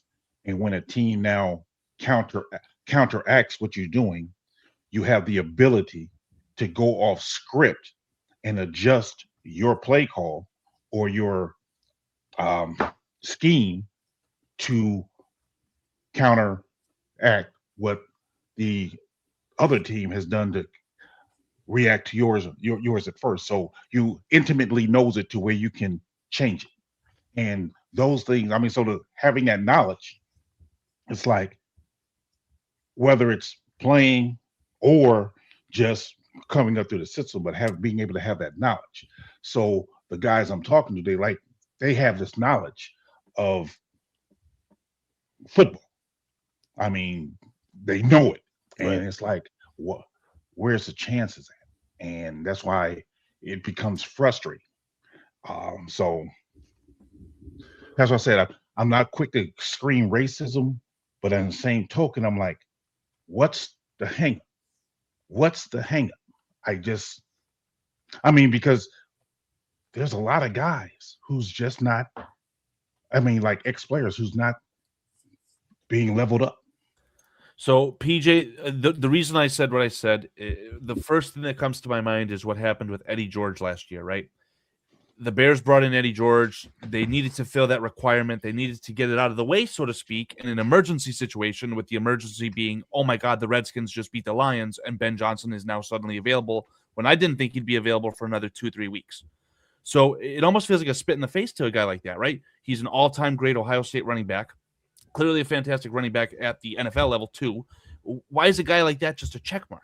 He should be getting as good of a fair shot as anyone else. And that's where I feel 100%. like that rule falls flat on its face and it's stupid.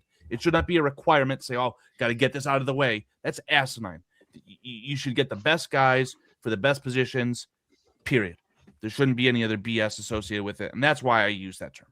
I get your reasoning. I do.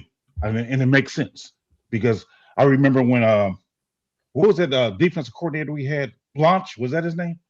I think Greg Blanche, defensive coordinator we had some years ago, back when Jerron, I think Oh yeah, that's Who- before my Who time. replaced Chico? Yeah. So I remember him making that comment. It's like, yeah, I got an interview for, head coach. I mean, he knew it wasn't a big deal. It was just going through the formality. And for me, I agree. You just shouldn't have to call a guy in just to go through the formality. So that's what I'm saying what to Adam's part is point is there got to be a better way of doing it. Yes. I mean, just instead of just, oh yeah, let me just check this box, say I interviewed a minority. I mean, no, but to me, there are guys qualified who's not getting called. I mean, like I said, even with Leftwich, never even heard his name come up this time. And now, to be fair to Leftwich, he was getting head coaching interviews, to my understanding as well. So I would say that a player like that, I'm going to wager he wasn't getting blackballed or isn't getting blackballed. I feel like there was something that he failed on in those interviews, and it's rubbed people the wrong way. And hopefully he gets another chance to prove people wrong. Because what was the situation that made him stand out? Was he the offensive coordinator for the Tampa Bay Buccaneers when they won the Super Bowl with Tom Brady? Yeah, but Boy was a head coach. The play coach. Arians. Yeah, he was a play coach. It's almost akin to what the Bears have with Arians being the head coach. After he retired, Arians, Leftwich still was there calling plays.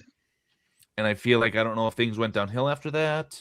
Clearly, he's not there anymore, and they have a decent enough offense with Baker Mayfield. So again, it's hard to say, but again, Right. I'm in full agreement with everyone here. I mean, the system in place right now clearly not working. I'm not a fan of it personally, and there needs to be a better alternative to what's going on right I had a question that I wanted to ask, and I forgot what it was. It was so long ago. We went on a tangent. You did. Good topic, though, guys. Thank you. You know, Anything- anything- I once did Jordan? a radio show, and they said you can't have any more than 15 seconds of downtime. Well, Shorty, is your question have anything to do with free agency? Because I'm about to spin up a chat poll as per Cliff Victoria's request. Yeah, a that's while actually ago. the title of tonight's show, so we should probably get into that. Unless Well, the question I'm about to drop for the chat, and Adam Mason will know the cap situation better than anyone. And I already know the answer, in my opinion. But Not according Cliff- to Twitter world. Cliff had asked us to ask the chat, how likely are the Bears to spend big in free agency? So I don't know a good set of answers for that. Maybe likely, unknown, unlikely. I don't know. I'll be right back. I gotta help with my dog.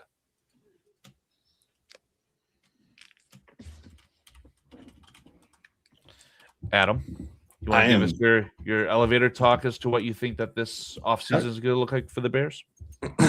Nobody agrees with me, and I'm the enemy for what I say. So I don't necessarily want to, Carl. And then Carl's gone. It's just me and you, Pete. This is what I wanted, PJ. I just wanted me and you the whole time. Let's talk about whatever we wanted, buddy. You're right. I don't see the Bears spending big this free agency. Nobody agrees with me. Everybody's trying to do this is hype up season right now. This is dead time until 1 month from right now when people start re-signing deals. Like right before the new league year, which is March 11th, you're going to see some, a Kevin Byard deal getting done right before the new league year. That's typically when we'll re-sign some guys. Yeah. Before then, you're not going to have. So right now, it's just everyone getting excited and wanting to be speculating. And so I don't blame people for that this time of year. It's just not. This is not the realistic time of Bears year. Like it's not realistic to what's going to happen. So according to everyone's wants and desires, we're going to get Max Crosby on one side, Trey Hendrickson on the other side. We're going to get Ozzy Trapillo's gonna magically heal from his injury and be ready week 1. I mean, I don't see us spending big this offseason. Can I maybe get the word out of the horse's mouth here? Because I remember the shows that I've been doing with you very recently, Adam. Mm-hmm. And I've been banging the drum on trading DJ Moore, and you said some, I wouldn't say mean things about me. You can't say anything mean about me, right? I just use like- your name like as your Carl comment- with a C. Yeah, exactly, right? Like your comment from today, you call me classless Carl. Perfect. That's totally fine, Adam. It's totally It's fine. just me and you having our little banter. It is banter. not It's totally personal. fine. It's totally not at all. It's totally fine. But the shift from even that joking personality to now you making mock videos where it includes trading DJ Moore. What caused the change, and where are you at in that? No, every time I do a mock once per week, and I did one last weekend as well during the. That's what I do. It's last year it was mock draft Monday. This year it's midweek mock draft because I do something different on Monday now. I try to show a different angle of what could happen, even though I don't necessarily agree with it happening. Right now, I would say we are 80% keeping DJ Moore, restructuring 100%. That's my opinion. Who knows who's right until it comes down to it. I don't think we're trading DJ Moore. Restructuring his contract has to get done. Like, it's a necessity just to put a team on the field. We cannot sign the guys necessary for next season without generating some cap space. So let me ask you this. Then. Yeah, go ahead. Because you feel like that. Because I seen your comment in the thing earlier that you think Rome was going to be the number one target. Yeah. So why do you think he would be the number one target if we keep DJ Moore over DJ Moore? And why do you think it has been? Before he went down for the season, he was on pace for 1,700 yards. Everyone forgets that. He got injured and he went out. And lo and behold, the biggest turning point was after week 6. Week 6 is when Colston Loveland, like, you're questioning through 6 weeks. Why the F did we draft a tight end at 10th overall if we're not going to utilize him? What did he have through 6 weeks? 6 targets, 8 targets? I don't know. It's probably 10. That's probably more than I'm thinking, but it felt like we didn't use him at all. But Rome was the number one target. He and Caleb have a unique connection. They do very well together. Rome went down with injury. He tried to fight through that injury, we learned later. He dropped a couple more than he normally should have. His contested catches weren't up to snuff. Imagine you going out to work with a hurt foot and you're a laborer and you're trying to do your job at top notch. It's not the easiest thing to do. So I give Rome more credit than other people do. Give him the offseason to get better. Let him come back. His connection with Caleb is real. That's a real connection. And he's a true X receiver. He can high point. His very first catch in his career was a deflected ball that looked like he jumped 14 feet in the air to pick out of the air. Off of the helmet, right? Yeah. He ended up fumbling it after he caught it and ran, but not the point.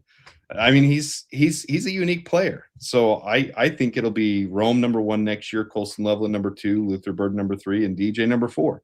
But DJ's value isn't just in being the top target guy. You watch him just barely in the NFL Honors Award, go up and accept his award. You watch him in on the 1920 football drive. Sorry, I was trying to think of the name of it. And the behind the scenes stuff where he's talking. He's the Kevin Byard of the defensive backs, but for our wide receiver room. Like, he is the guy who has the experience that can help these young guys along.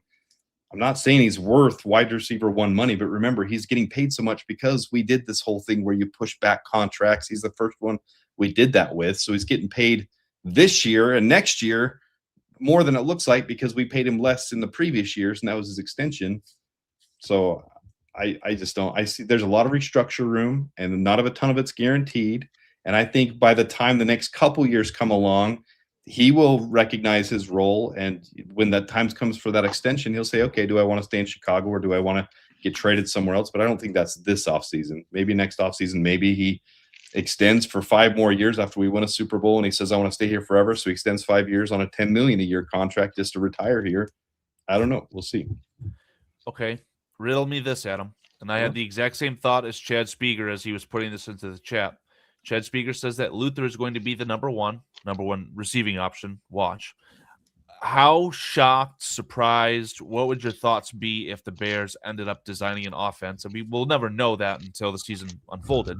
But if they designed an offense around Luther Burden being the number 1 option, is that something that you think is even possible?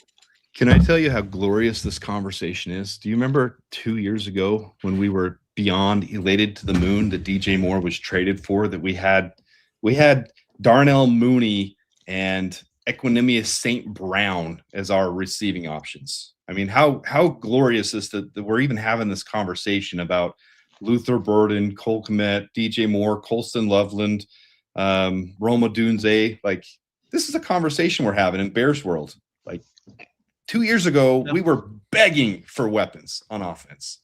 And watch Ben Johnson pull something funky when we need a defensive tackle this year, and some running back. The only one that would fall in the first round would be Love. Watch him fall to us at 25. That's not happening. I'm just saying, watch him do something. Jeremiah Love? That's what I meant. Sorry. I saw a mock draft of him going 3rd overall today, by the way.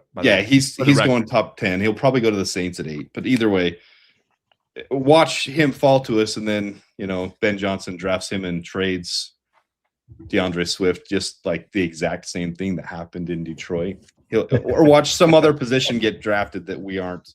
I mean, left tackle. Watch a left tackle. Watch Lomu fall to us, and we draft him. And Ben Johnson says, "F you guys, we're taking best player available, and we need a left tackle. So screw what everybody else says." Best player available. Period. I mean, there's a few situations where the best player is someone you can't draft, right? Like if the best quarterback, if Mendoza fell and he's the best player on the board, you're clearly not taking him. But again, you shouldn't be afraid of drafting a left tackle, whether you think you have one or a project, whatever the case is.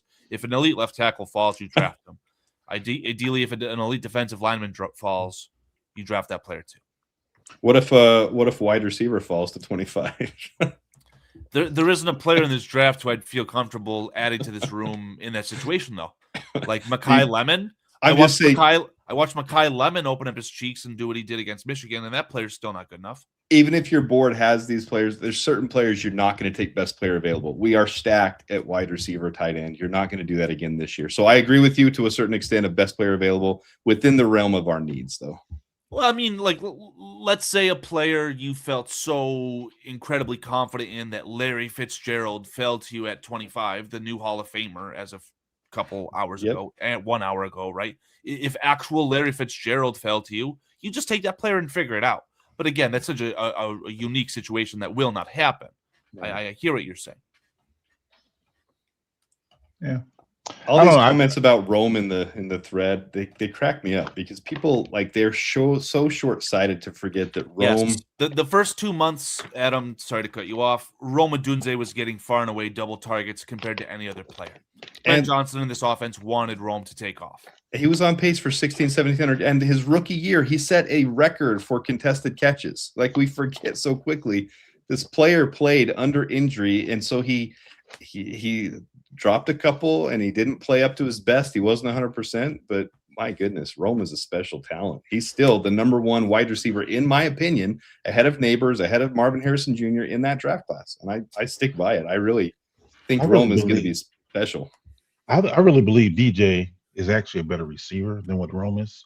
I think for whatever reason that we didn't target DJ enough.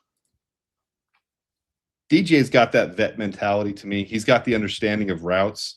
I don't think it's laziness. I think DJ played hurt a little bit more than he should have too.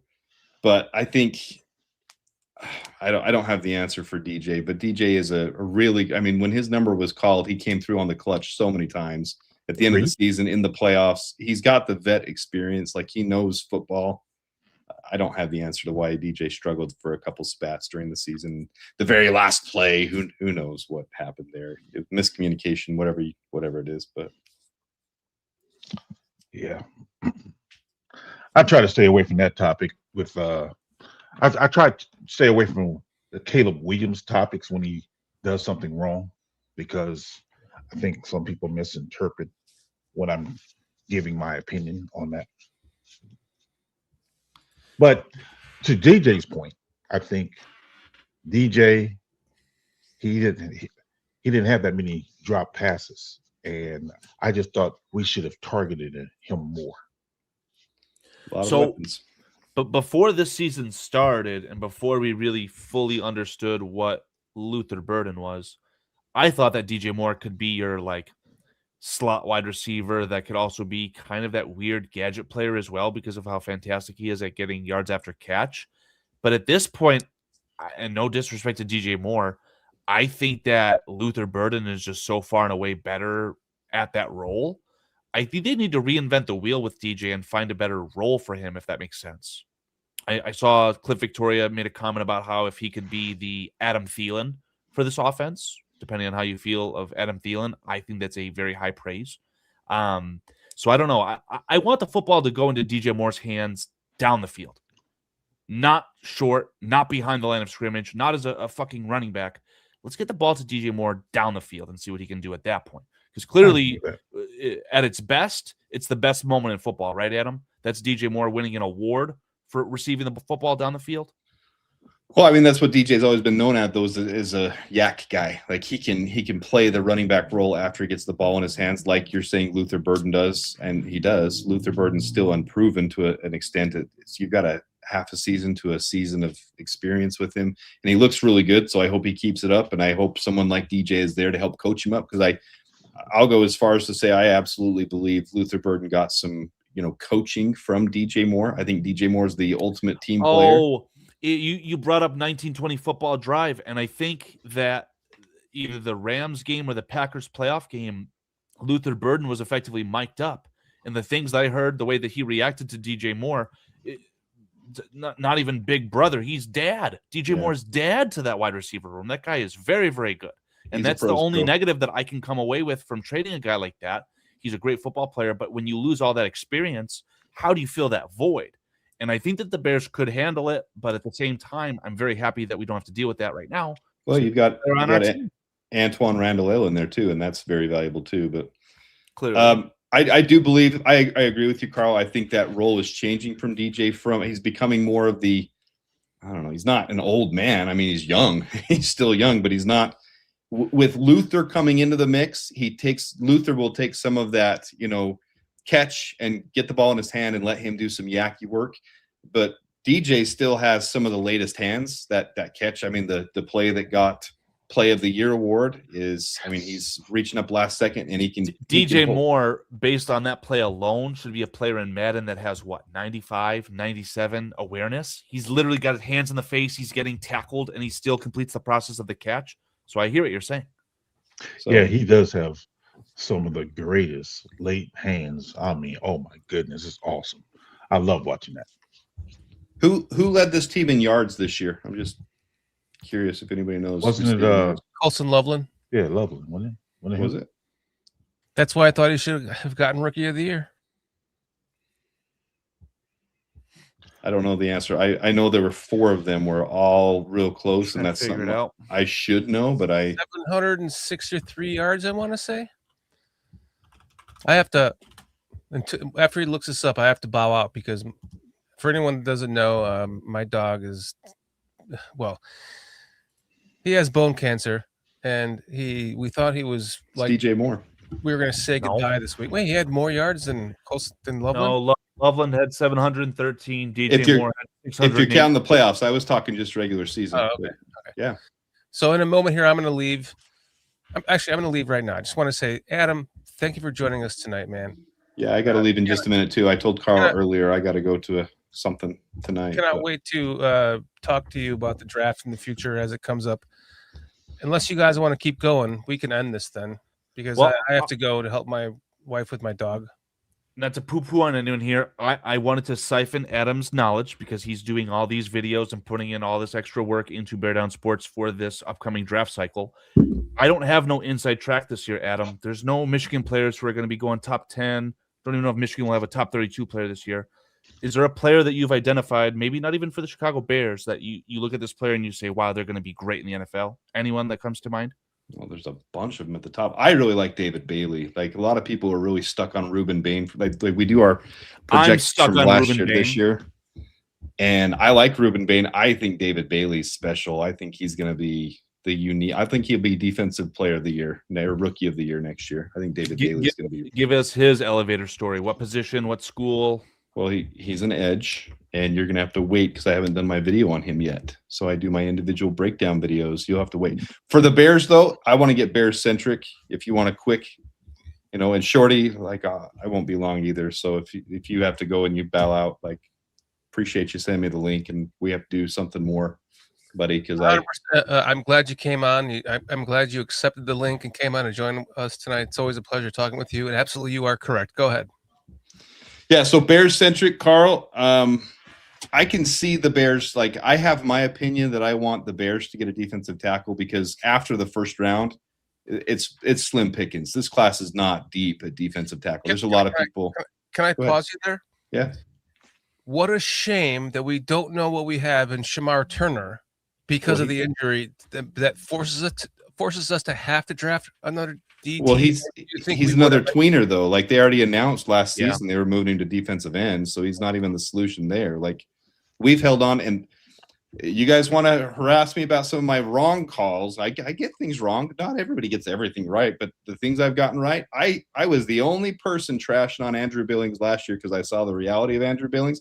we only hung on to Andrew Billings because it's so hard to get an elite nose tackle. There was no good options for us to get a good nose tackle. And Andrew Billings was not good last year. He's not good this year. And he's might have worked his way out of the NFL at this point. We have to get a nose tackle in this draft. And if we don't get it in the first round, I don't see how that's happening because there's not phenomenal options at nose tackle. So I really, really, really want Caden McDonald to fall to us somehow. That's not going to happen. He'll probably be gone by 14, in my opinion. But there's some good. The Ohio State defensive tackle. Yeah. Caden Yeah, McDonald. that's going to be a I hard know one. nothing about this I'm yet. going to have a very hard time coming to terms with that because I've seen that player mocked to the Bears. I've seen that player go in round 2 of drafts for months at this point. So for him to shoot up, did something happen at the Senior Bowl or something with McDonald? No, we didn't play in the season. This is what I'm this saying. time of year. Like there's players hyped that shouldn't be hyped. There's players not hyped.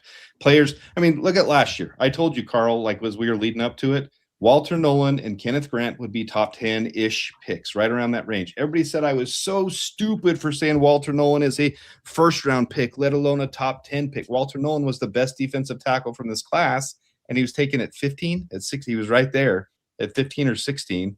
And like the Cardinals took him, and like people only go off last year's big boards, and they don't put the work in to understand the needs and values of these guys. The Caden McDonald video I did today is probably the best video to watch on him. That's the one I released today because he was schematically used in a way that they didn't need to use him for pressure because he's a true big boy. Like he led college football in one of the lowest missed tackle rates, but the highest defensive run against the run grade. His stop rate was the highest by far, higher than anybody's last year. I mean, 13.8% stop rate is absolutely asinine. He just isn't asked to get pressure, but when he does, like he can totally collapse a pocket. So people are down on Kenneth Grant because they look at a stat box, which I get accused of just being the stats guy, but you look at a stat box and he doesn't have gaudy pass rush numbers. But when you ask him to pin his ears back, dude, that guy can collapse a pocket better than anybody. So yeah, Caden McDonald's not going to last past pick 14 at the latest. He could be a top 10 pick that people just aren't talking about him being a top 10 pick. Like he's that unique. He had the nickname K-Mac because Caden McDonald, easy nickname to make, but then it turns into a joke about Big Mac. But this last year, he took it as a personal, I mean, you go watch the offseason story on him. It's pretty cool. He took it as a goal to slim down, and now his nickname is Slim Mac. Like that's his nickname now, Slim Mac. Because he didn't lose a lot of weight. He went from 330, 335 to 322. But there's a huge transformation of fat to muscle. And he is, he's a scary freaking human being. Like he would be scary to come up against. Like he looks like just massive. So yeah, Caden McDonald would be the dream. We would have drafted him at 10 if we were at 10. Like I just don't see any way he makes it that far now. Better than Kenneth Grant. Oh no! Wow, those are fighting words. Wow. Yeah, they are fighting words. Honestly, it's perfect time to end the show. Then maybe I can see if I can get back at him with. There's our video clips here. There it is. He's a baller, man. I hate him though. Like Michigan guy, I can't stand him, man. I'm a big Rome fan. Yeah. I'm a big Loveland fan. Me too. Any last parting words from any of you gentlemen before we end this? Want me to go? Day? Fuck Green Day. I love hanging out with you guys. This is where I actually remember to take a chill pill and relax a little bit. That's why I tune into BCP. So thanks for doing what you guys do because I get way too serious. I get called out on it on X, on Twitter all the time because I get serious about research and analytics and takes, and especially this time of year. Like I literally do this crap right now this time of year till like 2 a.m, 3 a.m. I'm lacking severe sleep. If I look like I have bags, it's because I'm doing like insane amount of garbage that I shouldn't be doing because you guys know in the podcaster world, I'm not getting paid nearly enough for it. But it's a passion and we love the Bears. So I appreciate what you guys do at BCP. Yeah, exactly. I appreciate what you guys do at BCP because it helps me to relax and just enjoy it because this is the dead point. I mean, we got the combine coming up. You got a month from right now till anything's going to happen. You won't see any restructures, any re-signings till right before the new league year, which is a month from right now. So you guys do important stuff at BCP to help me chill, relax, take it easy a little bit, and it's fun. Come on and chat with you guys and be a part of this. So I can't say what an ultimate compliment that is, Adam, because that's what this show has always been based upon, is having fun first and talking about the Bears second. And sometimes we don't talk about the Bears for a while. We have fun first, and then we talk about the Bears. And it's kind of become a therapy for even myself. I think a lot of people that join us, Mr. Mayhem saying, I love BCP. We love you too, Mr. Mayhem. I've seen so many people in here that I never even have seen in chat before saying that this show is, they cannot wait until Thursday for this show. And I can't remember even seeing them in chat before. So, but the names have changed because YouTube changed their, how they do things. So it's hard to recognize who's who now, but I know what you're saying is a true honor, because it's just what this was meant to be. And even myself tonight didn't want to come on to do the show. I've been, my dog's dying of bone cancer slowly, and it's like up and down, and work has been crazy, and I didn't want to do the show tonight. Here I sit 2 hours later on the dot, 15 seconds to go until it's 2 hours and 1 minute. And I'm having a great time because of you guys here on the panel, PJ, Carl, and Adam, for joining us tonight, and everyone in chat. Like, oh, you guys are just, you're all so amazing. And it's just an honor to hear you say that, Adam. So thank you. Please let everyone know where they can find you, because you got some shit going, bro. I don't know if it's if you find it by typing in Bear Down Sports or my name, Adam H. Mason, either one, I think will get you there. But yeah, Bear Down Sports is, I think most people in here probably know it by now because I've done enough stuff with you guys. But Bear Down Sports. Yeah, not enough lately though, man. We got to continue to do this a little bit more, like both sides. Invite us on. Well, PJ won't come on, but invite us on. I'm down anytime, my friend. You know that. Sounds good. Let's get to our chat, man. You guys are amazing. Bunch of new people in here right now. Lil Sapilla, Bear Down, man. 1234. Thank you for joining us tonight. Robert Meacham, man. Robertson, thank you for joining us tonight. Adam Mason is a good guy. I don't care what Swifty says. Swifty and I are good, by the way. Like we don't align on everything, but we're okay. You sure about that? We're okay. Elbow 8081 is saying PJ better come back. I think he's talking about Foster, not me. Now this is PJ's show, man. I think he missed you when you were gone. Nah, I think he's talking about Foster. No, he says big ups to PJ.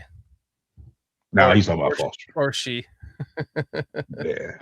Official Chief Lutero, Bear Down chat. That's Levante Rogers. Thank you for joining us again tonight, man. To all of our members, you guys are amazing. Cliff Victoria, Chad Spieger, Steve Rogers. Oh my goodness, all of you guys. Peach, let's get to our chat. Chad Spieger. Albo 8081. Okay. Cliff Victoria, of course. Cliff Victoria. Thanks, Cliff and Chad being our members. Triple R. Robert Mecca Man Robertson. Can I just say how much I miss Triple R? Man. Trips is the man. We have to have Trips back on the show, man. I love that. He's one of my favorite dudes. I strongly agree with that, for the record, Triple R. Yeah. Get your ass back on your Trips. You got my strongly number. Agree. You got my number. Mr. Mayhem's Slim Bo Boogie. Slim Boogie? Slim Bo Boogie. Did we say hello to Chad Spieger? Yes. We did say hello. Well, what about Ant Mess? Ant Mess. Official Chief Latero. Well, what about Cliff Victoria? Cliff Victoria. We did. I think we did. Cliff. What about Captain America?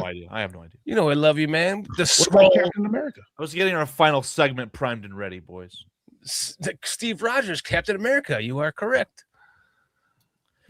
Steve Rogers dropped a nasty little comment about me on Bear Down Sports, and Adam texted me about it. He loves magic you. mushroom. Yeah, I know. Steve's a great guy. Steve's a great guy. You set yourself up to be that fall guy for these comments, though, Carl. Yeah, you did. I sure did. Prometheus. Got those magic mushrooms, Steve. The Scrolls. He was here. The Scrolls. I have an ounce of it in my freezer. You have what? Nothing. Whoa. It's for his dog. His dog's got cancer. Okay, jeez, Carl, take it They're easy. for me one day. I haven't. They've been in there for 2 years. Shush, hey, God. close your ears, PJ. Who else we got? Slim Boogie. We already said hello to you.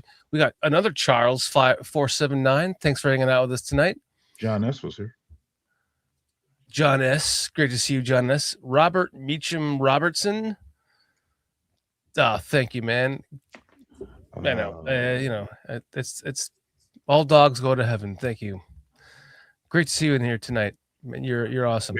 Benjamin Williams, 18. Benjamin Williams, yes. Thank you for hanging out with us tonight. Oh, that was Sherman Williams. I was trying to think. Was that his name? Sherwin Williams. Yeah. Been seeing Benjamin a lot in Sean Sierra's podcast every Monday, Wednesday, and Friday from 9 a.m. to 11 a.m. Central. Rock Davis. I didn't know Bearsky was here. Me either, man. What's up, Bearsky? Big Paul's off the Voodoo Rangers tonight. Alex Tried to not let him get off his high horse on this one, but Steve Phillips was here. That's my cousin. That's my boy.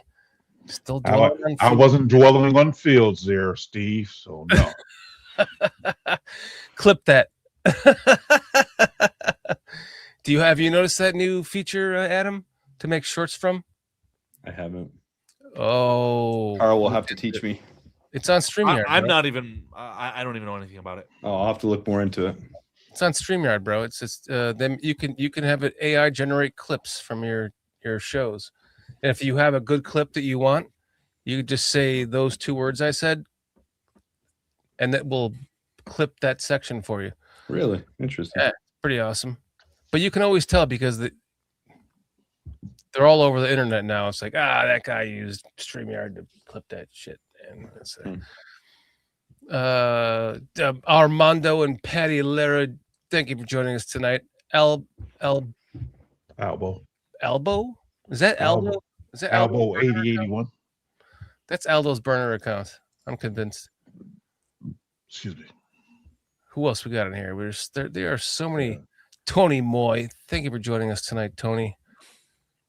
You guys are all so awesome. John S. said to Adam Mason when he first came on, "Who's this guy? Go check him out. He's better than us, John S." You want info? I don't know about that, but Good video breakdowns. You want info? Go check him out, man. Right here, Bear Down Sports. Check him out. We got Jack Mehoff. Wow, that's such a great name. It actually was Jack Mehoff until YouTube fucked it all up. Now it's Mehoff Jack. And I don't know if Jack Mehoff knows anything about Michael, my favorite contractor. So, but Jack, you can let me know if you know Big Mike Litswet. No smile from Adam. Nothing. Nothing. I Me tried either. my best. That's not like Mike Hunt. It's Mike Litzwet. Oh no, he goes by Michael. Highlander Connor McLeod joining us tonight. Thank you so much, Anthony. Vomit Pit. YFX. We got Cueto Total Recall joining us tonight. Thank you so much. I don't know. There's so many more. Linares 92, Romy, Jeremy. Thank you for joining us tonight. My buddy Brian, Coach B. We already said hello to Atmos, and so on and so. This is what I was talking about earlier. PlayStation enthusiast, 1994, saying, "I look forward to the show every week." It's like I don't even remember seeing you here very much. So that's so awesome. So he's listening to On Demand. That's really cool. Benjamin Williams, we said hello to you as well. And that is finally it. We went through the whole list. We want to thank every one of you for joining us tonight, man. Without you, for the 120 millionth time, this show would not happen without you. And Adam, I want to thank you for just randomly hopping in with us. It's been so long. Can't wait to do this again with you, and vice versa. You have some awesome stuff going on your channel, and Appreciate you're a good friend of ours. We appreciate you. Appreciate your knowledge. We got 5 more seconds for everyone's favorite segment. Everybody be quiet. It's my turn to talk now. And guess what? I want to see everybody's dicks out right now. You heard the woman, Adam. Whip it out. Got it. Our results from tonight's chat polls. Polls got the shit. We asked the audience, how likely are the Bears to spend big in free agency? 47% out of 15 votes said that the Bears are unlikely to spend big in free agency. I said likely. Another 26 and 27% for likely and moderate, respectively. So again, seems like our chat is well informed, to say the very least. I wasn't here for that segment. A more important question, Shocked. if you will, where does Foster get the better women of? Out of 23 votes, 61% say that Michigan offers the better women for Foster versus 39% for Wisconsin. I voted Wisconsin. What did you do, PJ? Well, the way I heard the question was, where does Foster get his women from? Not the better women. Right? Yeah. There's no debate on this, right? Like Foster's getting women. Period. We asked the audience where Foster's getting the better women between Michigan and Wisconsin. Yeah, see, I misunderstood the question. So I said To Wisconsin. no one's surprise, PJ, 61% again, Michigan. Go blue, if you will. That's where we're getting our women and our football players from. Foster will tell you that the best tight ends come out of Michigan. Anyway, Oh, that's what she said. could the Bears have gone to Or he. Seattle? Could the Bears have gone to Seattle this year and beat the Seattle Seahawks in Seattle? Out of 29 votes, our chat was split effectively down the middle. 52% said yes, the Bears could have. 48% said no, the Bears could not have. That's all I got. I said yes. That's tough. Yes, they would. If they would have Moses beaten the Pitt. Rams, that special season would have continued. It wasn't a division game like Seattle was playing the Niners. It wasn't a division. That's a tougher game. We would have gone in there and we would have beaten them. Not their ass, but we would have won. I promise you that. And it would be Patriots, Bears in this Super Bowl. And then once we won it, it would have been all about Caleb and not about Drake next year. And that's my final thoughts. I think And Dennis- breaking news to PJ and Dan. I'm not sure if they're aware who of the NFL MVP is. It is not the quarterback of the New England Patriots. It is Matthew Stafford. So Good for him. If fuck the Patriots. If Don't even talk. If the next word out of your mouth is Justin Fields, I'm hovering on stream. I'm hovering the button. I think Dennis Allen maximized this defense to the top of their potential. Is what I'll say. I'm hovering on stream, PJ. It's in your hands. No, I'm just saying. I mean, Shorty's talking about if everybody had if was a fifth, everybody be drunk. if my aunt had a dick, she'd be my Uncle John. PJ knows all about that. Right?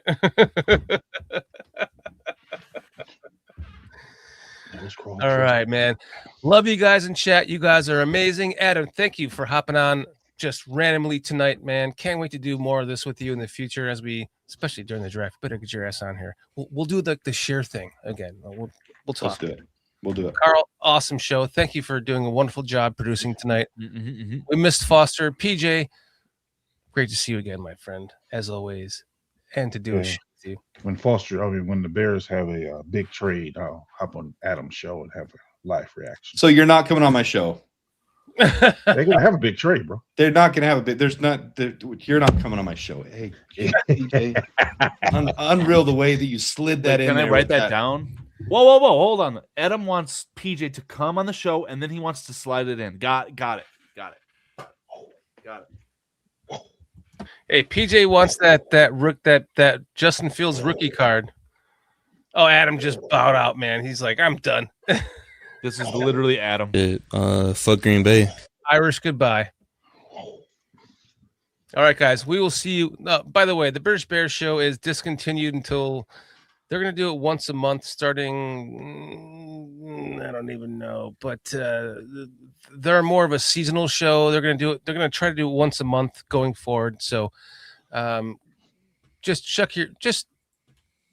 subscribe, set your notifications for Bears Country Productions, and you will find out the shows that are coming up. And thank you guys again for joining us on another really fun Thursday evening that I did not expect to have. It's all because of you guys, every one of you. So thank you, Carl. Thank you, PJ. Thank you all in chat. We will see you again religiously.